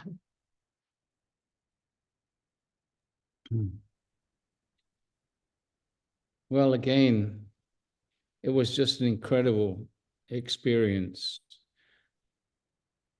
And just feeling that the strangeness of that place and some of the different energies, because I was also feeling some of the heavier energies there as well. And it was not a pleasant feeling to me. It was also interesting, Viviane, I know you have a lot to say about this. Mohammed showed us as we were leaving, there's like almost as if there was a production line of these giant tomb things, and there were a few that were left unfinished, as if whoever was creating those had to leave in a hurry. So it's sort of an intriguing side note. Yes, good observation, both of you, in a sense that Saqqara, it's a beautiful example of a paradox that coexists in one place, because first, the pyramid of Saqqara, which also represent 7-dimensional level of state of consciousness or dimensional evolution and Stargate and all of it, is very clearly depicted to the pyramid, when personally I had a stronger connection with the Saqqara pyramid than even with the Giza one, because I could feel, and the light language just came out of me, and I start to really bring very specific encoding of a light language that I was communicating back and forth with the pyramid itself, and each level became an oscillation or a magnification of that interaction through light language. But like what Debra mentioned in terms going into underground, I was unable to move beyond a certain point. My team went and says, we want you to leave this place at once, because I could see the original usage for these, container that was very thick, very heavy, very much aligned. If you look at the symmetry, they were in almost like in a very juxtaposition alignment with each other, and it was like in like a diagonal energies. There was a diagonal, and when you walk through the corridor, you were like in that X of that energy. You were caught right in that beam, and I start to get memory and very clear vision of what they're used for. Back then, the thing is that, remember that on the planet for eons, the dark and the light have been coexisting. And so it was to utilize life force energy of being of all kind to put in these chamber and bring the feeling up to, from underground up to on to the grids and up to the surface. And personally, I experienced a very distinct disruption in my sacral. So it was really activating the ball movement in my sacral was being like almost like crushed, or allow me to rephrase that, was very compressed significantly. And so there was like this wall when my group came in, they said, no, you shall not go further and you must leave at once. And I feel like I can feel this energy. And I told Peter, I said, I must leave at once. The contraction is unbearable. And he goes, yeah, I'm with you. So he brought me by the arms and took me back to the surface. And as I was leaving this place, returning into the surface, I want to reconnect with the pyramid because this is where my energy was restored. So we have to be mindful that this chamber are not necessarily all positive, that you have to remember back in the den, we talk about resurrection, utilizing life force transmissions, the pineal gland, the life force energy of the body and all of it, but it was used also for different purpose that we don't need to go into the details, but that particular underground facility for me was like a big no-no. However, nothing is in vain. Everything has a purpose. And it was an opportunity to ask. I did a decree. I asked at a higher level for a direct intervention to come and neutralize the place for residuals or any form of activity that may still exist to this day. And I did ask for this old place to be completely neutralized and reactivated. And this is how I experienced it. So again, as an intergalactic being, walking in this form and saying my overload, my sensory overload. So no wonders that there was also so much presence of the light to the orbs. There was a lot of essence and residuals of those who've been utilized for the life force. So there was a counterpart of the light as well. And also the word that I'm getting right now, it's a liberation of all of this stored energy so they can be returned to the light and into higher octaves of transmutation. So again, everything serves a purpose. But once that was put in motion, I exited very quickly. I didn't go all the way and I went back to the surface. And this is where once we walk back towards the pyramid, this is where the light language really came, because the consciousness of the pyramid of Saqqara start to communicate with me in light language, in ancient language. So I was responding back and forth, but again, we were interrupted. And this time it's Mohammed's wife who came rushing, says, stop, stop. You're not allowed to do this, because my hands were moving in weird ways in the air. And it was offensive to those who were guardians of the site. So I put my hands in my pocket. I turned around and I said, yes, we live in peace. There's nothing to see. My hands are back in my pocket, but it was already done. The work was already done. That's the beauty of it. So I like to bring a bit of sparkle of humor, if that's funny at all, but I think it is. Wow. Yeah, we were both with you, Viviane, when in that moment outside of the Saqqara step pyramid. Yeah. When that transmission came through. And it's wild because it really, we were there for like 2 or 3 minutes before they wanted to shut it down. Yeah. And okay. So it's very interesting. Saqqara actually means sacred, which is just a beautiful thing to share. And it's interesting what you just said about all of those orbs. Can you say that again, of like they're like what they are or were? Well, we will gladly bring our interpretation, but I will also would like to know Debra's own personal experience with the orbs or your own. But to us, when we look at all the multitude of orbs that was flying off around Debra and other people caught on camera, first, you see that many so clearly through a 3D device, that's because they want you to know they're there. Remember, it's their conscious communication. It's a form of communication. Second, if you look at the quality or the higher purpose of this place where we were on the ground with these really massive, like devices that opened in a certain way, and be positioned in a very sequential manner to transmute energy to each other and amplify, almost like an X-ray energy. So these orbs, to us, we understood that there was a lot of residuals of energies from other beings that was still a little bit trapped in a time loop, and we were also helping them to release them, in addition to make communication with us. And the orbs were more of an endeavor of the light. You can tell it's an essence of a multitude of residual of energies, presence, synergy. And so what we did is we asked to a decree of light, to the councils of light, a decree. I ask for the release of all of these essence of light so they can move on and be transmuted into the next octave.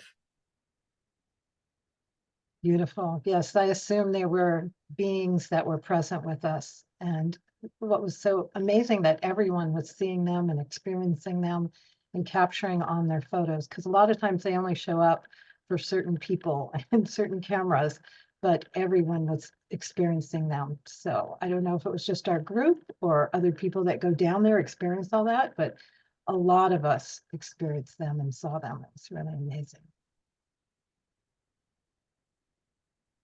Yeah, so we're getting to the close of the hour, and what was true about the Egypt trip is that it wasn't an ending for a lot of people. It was another continuation into Greece, because the tour continued to Greece, where 1,000 people of the Stargate community went to the island of Greece and had another 4 or 5 days of connection. So the energy of the Egypt trip continued. So we have a video to show, and I'd love for you to share some of the highlights of what that was all about. We'll share the video first.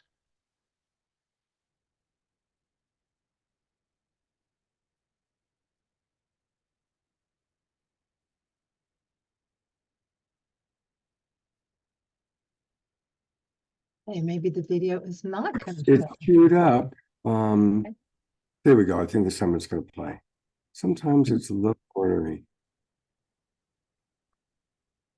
Huh. Come on.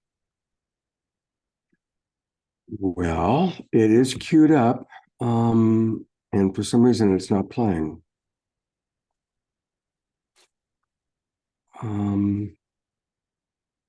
Perhaps you guys might want to talk about it first then, and I'll see if I can get it to play. It starts for a second and then it stops. So I'm going to try closing it and reopening. Yeah, so basically, Alcazar had said that he wanted to create at least 1,000 people in Greece. So we called together the community and invited Viviane to bring her whole incredible connection. And we built the energy up over a week.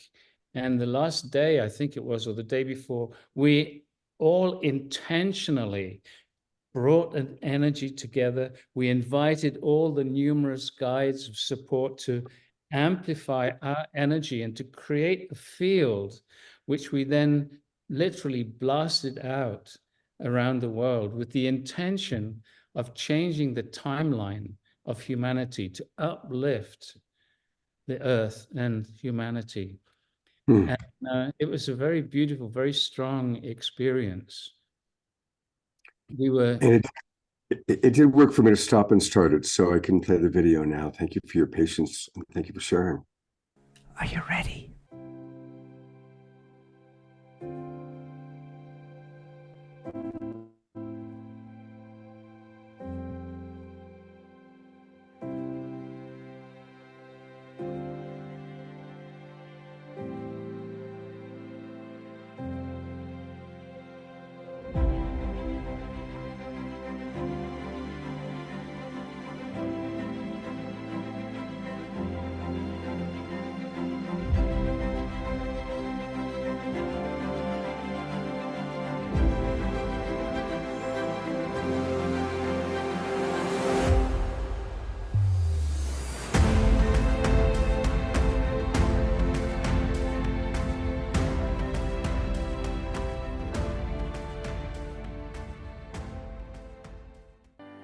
of the guides, bring your energy into our physicality right now. Allow us to be a vessel for the highest potential outcomes, the highest energy for humanity as a whole, for oneness here on this earth, for abundance, for love, and more. for freedom.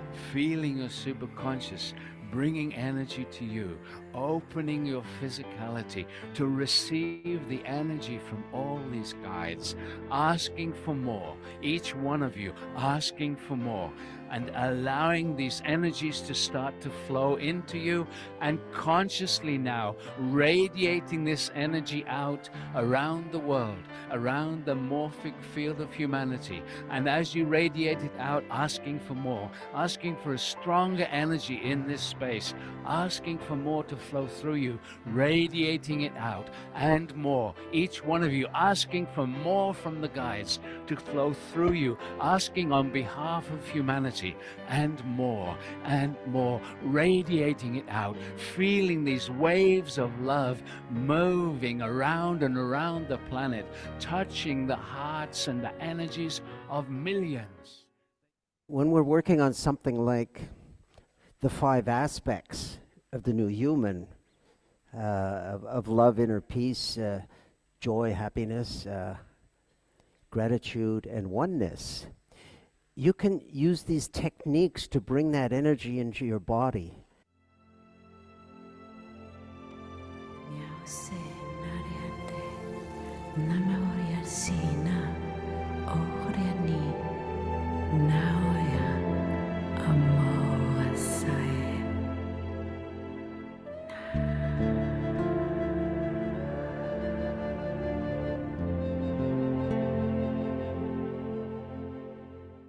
On behalf of an entire civilization known as the Arcturians, for millions of years we have been of service to the Prime Creator as the masters, guardians, sacred healers, and much more. It is our privilege to be in your presence. Walk in the certainty of your light. Always believe in who you are. Knowing the true path of your enlightenment is right encoded into you. It is within the very fabric of your being. There is no need to search any longer, for you have found yourself, and you have found an entire intergalactic, interstellar communities who are with you. For you are us, and we are you. We wish to thank you so much for receiving us so well tonight and every day on our journey. It has been our privilege to be in the presence of other masters, many teachers, guides, channels, intergalactic linguists, the presence of the masters, our beloved Sananda, Sanat Kumara, Lady Nada of the Rose Ray, and so many others. Always, always walk in the certainty of your light. For the fear energy, it is impossible to coexist with the light. We're sending you our love. Thank you.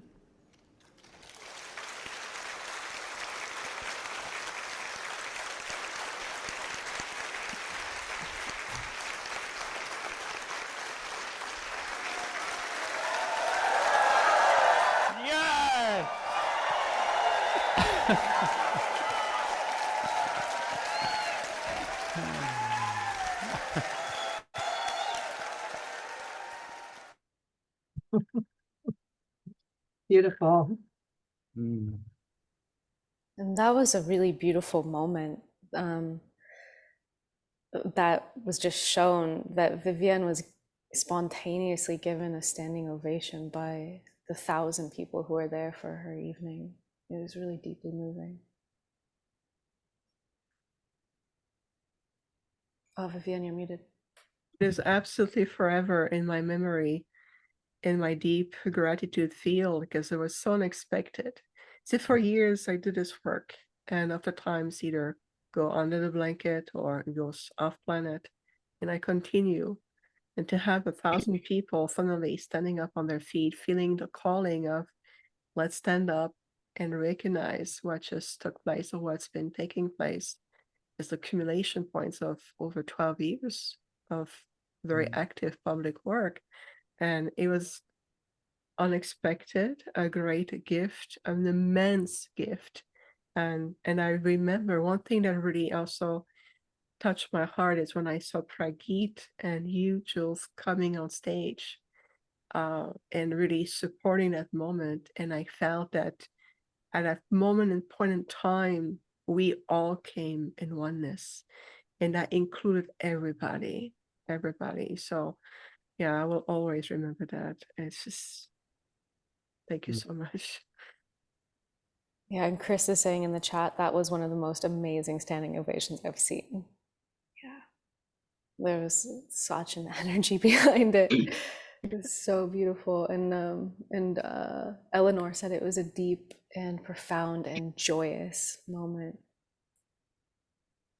It really was, like the whole experience of being together and having that incredible support from beyond the physical was totally amazing. And when we did that buildup of energy, which created that wave going out, as we were guiding it, Viviane was standing in the Stargate, which is amplifying and transmitting all those energies. So it was, I'm getting goosebumps again, just remembering it. Yeah, it was very interesting because to me, that experience in cause, being in person with over 1,000 people, which is by about half the biggest thing that we've ever done with the Stargate in person so far, it really demonstrated that there is a power to our collective intention. And especially when we get together and come together with such a strength of focus, which is what you were seeing in that video at the beginning, where there was like this like movement of the energy. That was like the culmination of the 4 days of energy work with 1,000 people. And we were bringing this intention to shift into a higher timeline for humanity. And we were bringing that intention with all of our hearts, because this is we've been going through the birth canal of a shedding of an old civilization, like yet to see like really the birth of the new. And so that takes an enormous trust. So to me, what was and is intriguing is the amount of change that's happened in people's lives, including our own, Pragit, since cause, which was in October of 2023. Yeah, we had an incredible acceleration in our lives, and so many people that were there have given us that same feedback. Things are happening much faster than they were before. And so it's hard to tell from our perspective. Maybe Viviane has a different one, but from our human perspective, we go in trust. You know, we trust the guidance. We trust what Alcazar says. We trust in the potential that he talks about. And we've been doing that for, well, since '89.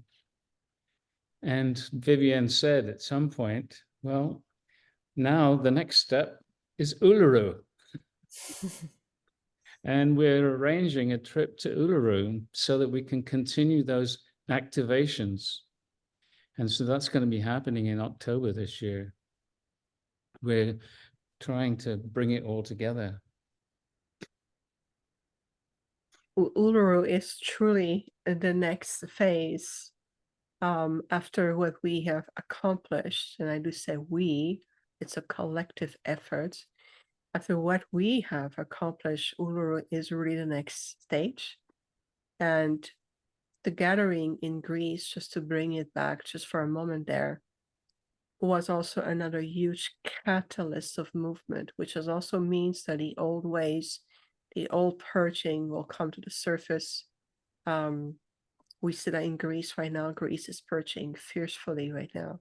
In other places in the world, that's because there's a magnify of toxicity that's come to the surface to be replaced with new light template, new light presence.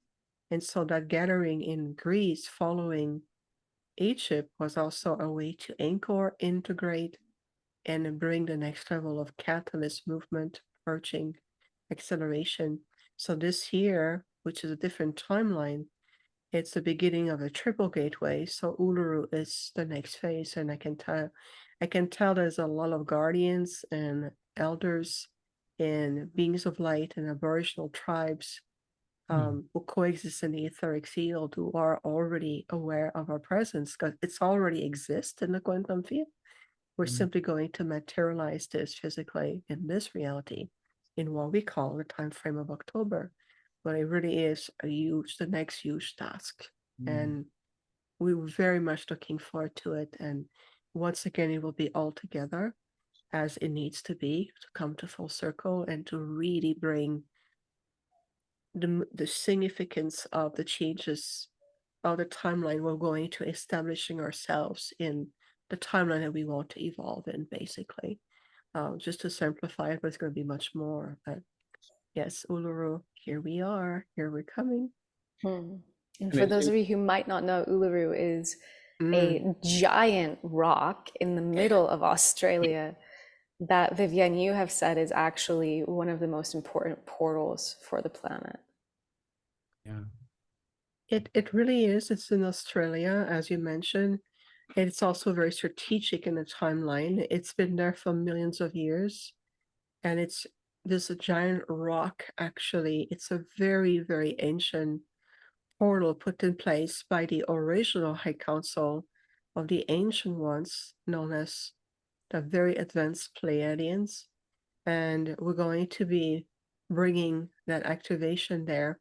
It has been waiting for a very long time, so it can be brought back in a certain frequency field and a very resonance field.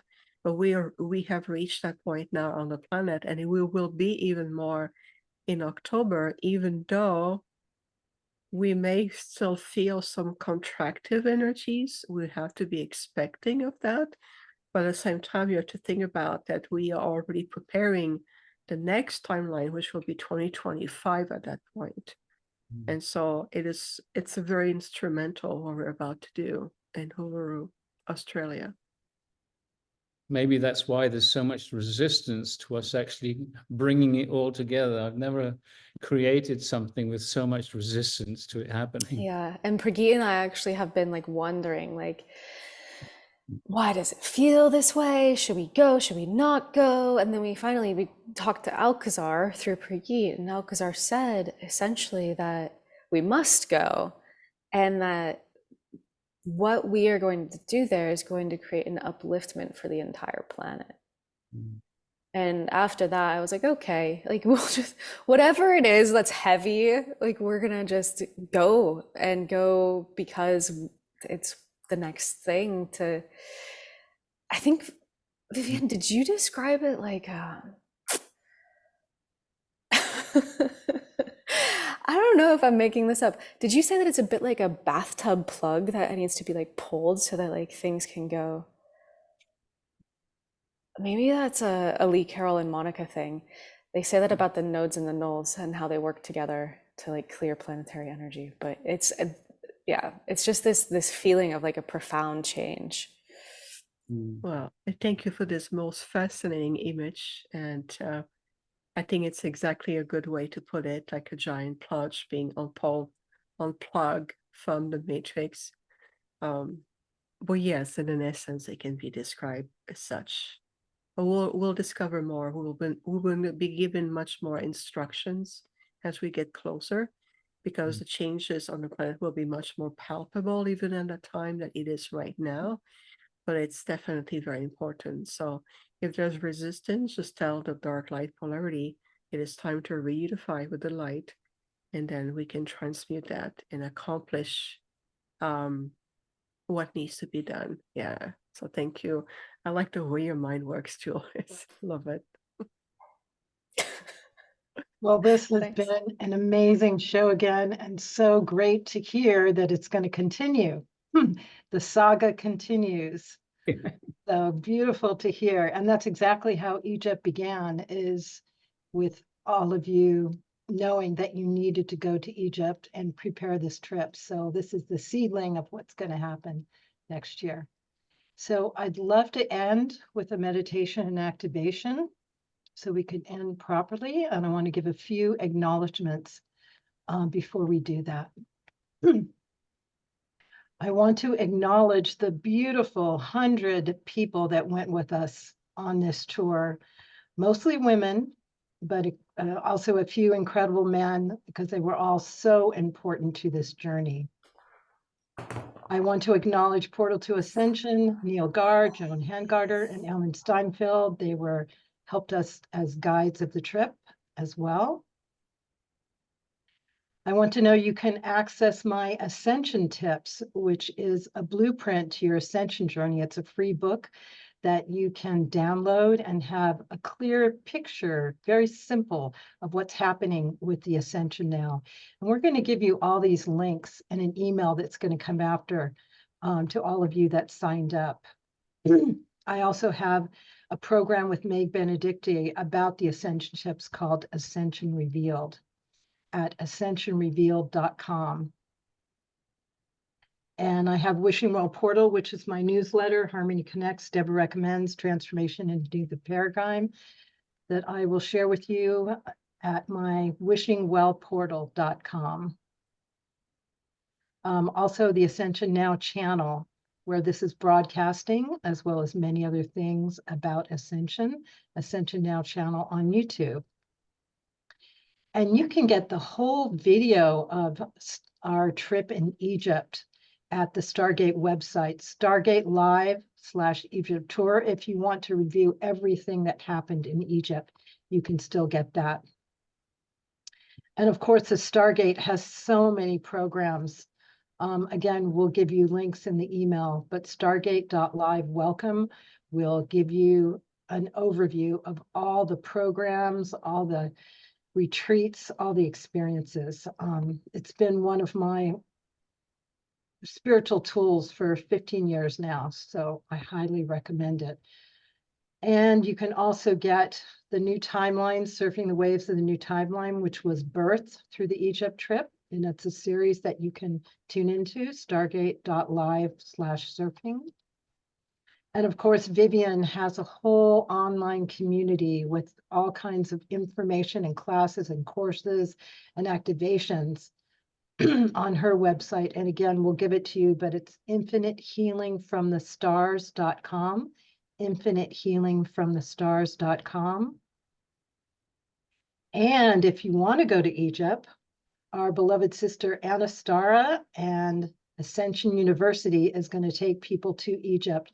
You can scan right there to get information. And again, we'll give it to you. But what's so special about her tour is she is going to be there on the 1111 portal. And it's so amazing to go to the sacred sites at specific portals.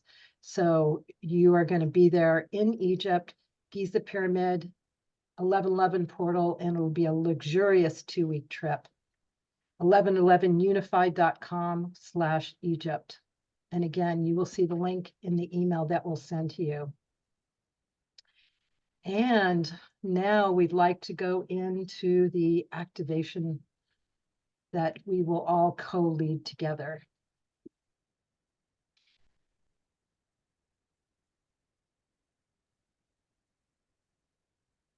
And enjoying, would you like to start, Prageet, and then Julianne, and have Viviane come in?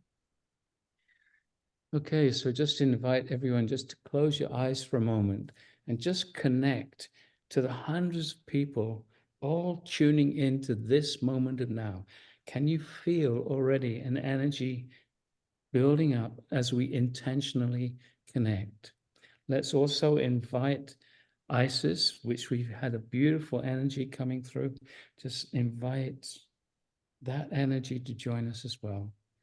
And now we invite the energetics of the earth, the energy of Gaia, the mother, Terra, inviting her energy also to come up into our bodies, into our energy field, to help us feel really present in our bodies. So everyone who's listening, if you actually just silently ask inside for the energy of the earth to come up into your body, into your energy field, you might have an experience. This is how we work with the Stargate. So just the invitation, connecting to the earth, the intention, connecting to the energy of Gaia. And now we're going to ask each one of you just to allow for the possibility that if you invite the consciousness of the Stargate, it will actually respond to your asking. So just asking inside for the presence and support of the consciousness of the Stargate. And so we're calling for the consciousness of the Stargate, an etheric Stargate, to come and form around us. And again, just allowing for the possibility. There's nothing to do, just relaxing and just to feel. For now, we're going to ask the Stargate to start to create for each one of us a raising of the vibration, surrounding us with higher and higher frequencies, vibrating us faster and faster, very gently, uplifting our energy field. And just if we can hold the intention of allowing our energies to be gently elevated, just allowing, relaxing, and perhaps you can just feel these gentle energies coming to you. And so we're going to ask these frequencies to resonate now at the frequency range of the 12th dimension. So just asking for the 12th dimensional energies to hold you, embrace you, and support you.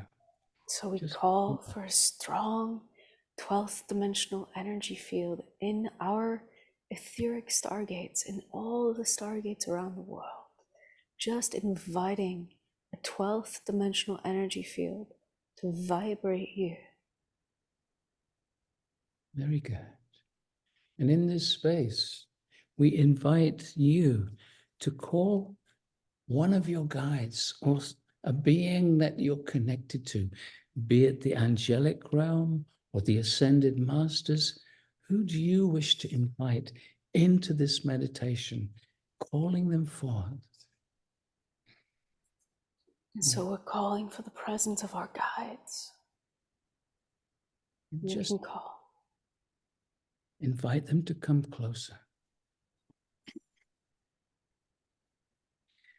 And so now we would like to invite Viviane and her incredible entourage to continue this meditation.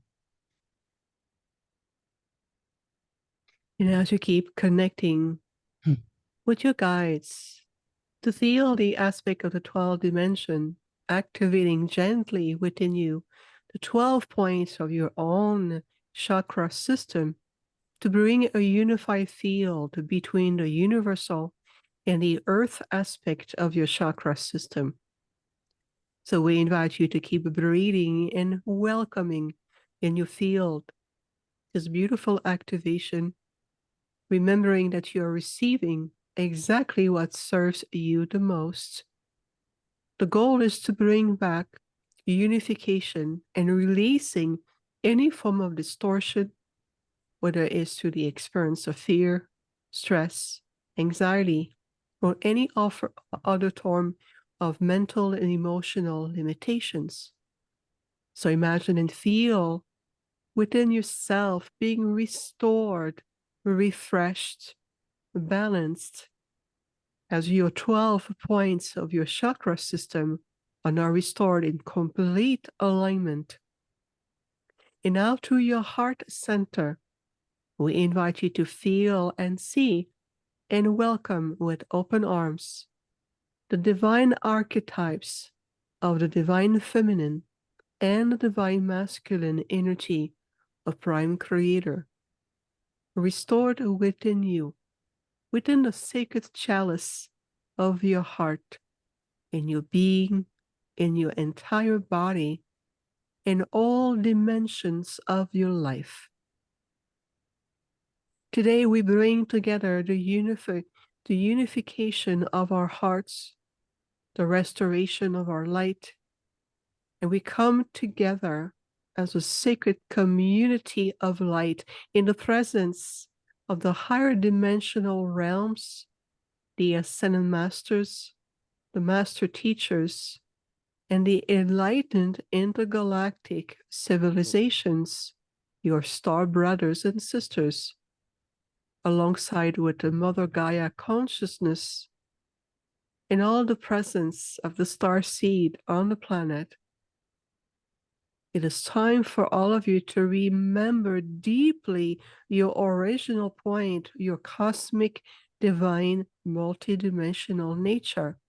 It is time for all of you to regain your sovereignty, your freedom, and to reascend back again into a higher state of living and sacred embodiment.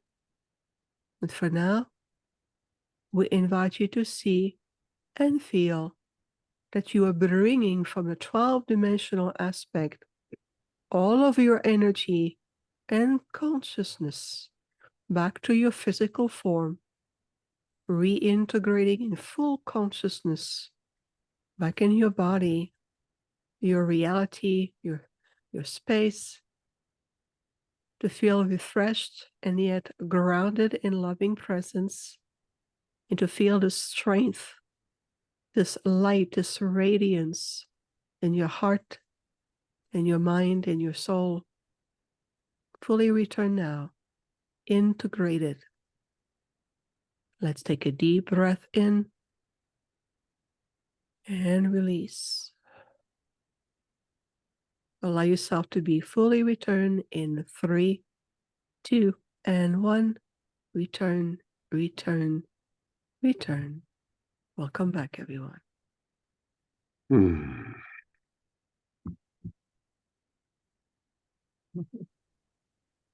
Thank you so much.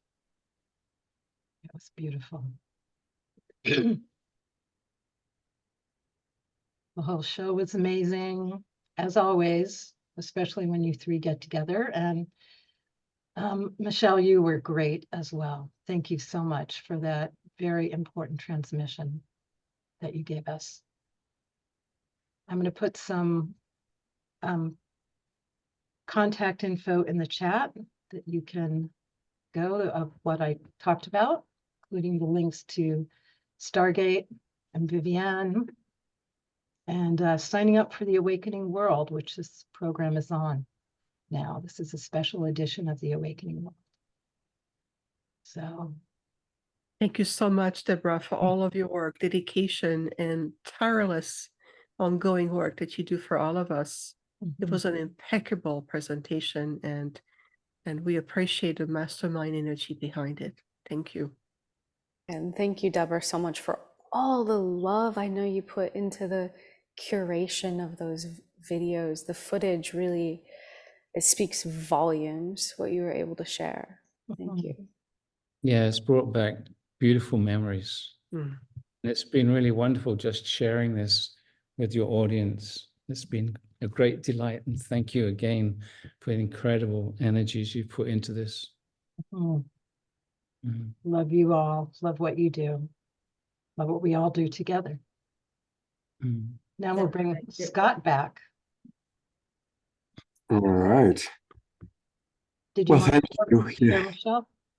I just wanted to say thank you, because you have really been holding this light as a teacher and a guide for the divine feminine. And you kind of stand with a flame guiding everyone. And so I just want to honor you for who you are and what you bring to this world. Thank you. Thank you. And we just have to add the divine masculine that Scott carries. Yeah. Yes. Welcome, Scott. Yeah. Oh, thank you. And for those of you who are not part of the Global Peace Tribe yet, please come join us. Just go to globalpeacetribe.com globalpeacetribe.com, and you can learn all about the different shows that we do. We do 2 or 3 shows every week, always something on Wednesday night and Saturday night, and then special events. And then click register for the new season, and that'll take you to our registration page. And join us. It's a wonderful group. All of our shows are dynamic. All the people you've seen tonight are wonderful examples of our regular presenters. We have amazing people and wonderful co-hosts like Debra Giusti and many other people. So this is a couple of the shows we did last week. We did a show all about embracing self-love. And then we came live from the Soul Search Enlightenment Expo, and that was really a lot of fun. We also going to be doing another show with Marianne Williamson soon, and we always have great things planned. So join the Global Peace Tribe. Also want to let people know this Saturday night, we're going to be coming to you live from the Haven in Ashland. A lot of the Twin Ray community are part of the Global Peace Tribe. And so there's going to be wonderful music and a very special presentation from the Twin Ray, who are 2 of our favorite teachers as well. So definitely come join the Global Peace Tribe. And thank you again, all of you, for your commitment to creating an awakening world. Thank you so much. Thank you, everyone. I think it's been a pretty complete show. So, Debra, I think, we're 2.5 hours. So we're going to complete with this. I'm going to go to gallery view one more time just so we can see everybody. So people turn on your cameras and we can see some of the beautiful folks with us. The wild monk from the Mystic Monastery, Jerry Anderson, there waving at us, and so many of our regulars from all of our communities. How exciting to have the Global Peace Tribe, the Stargate Experience community, Viviane's community. And it's really, really quite special to have everybody with us. So thank you, everyone, for being with us tonight. And we will look forward to hopefully seeing you on Saturday night. And of course, the recording will be provided to everybody who is registered. Any last words, Debra? Thank you, Scott, for all that you do and holding the Global Peace Tribe together and tirelessly, show after show with so much passion, bringing beautiful people here and for hosting this. My pleasure. Take care, everybody. Have a beautiful evening, and we'll see you soon. Good night. Thank you. Bye.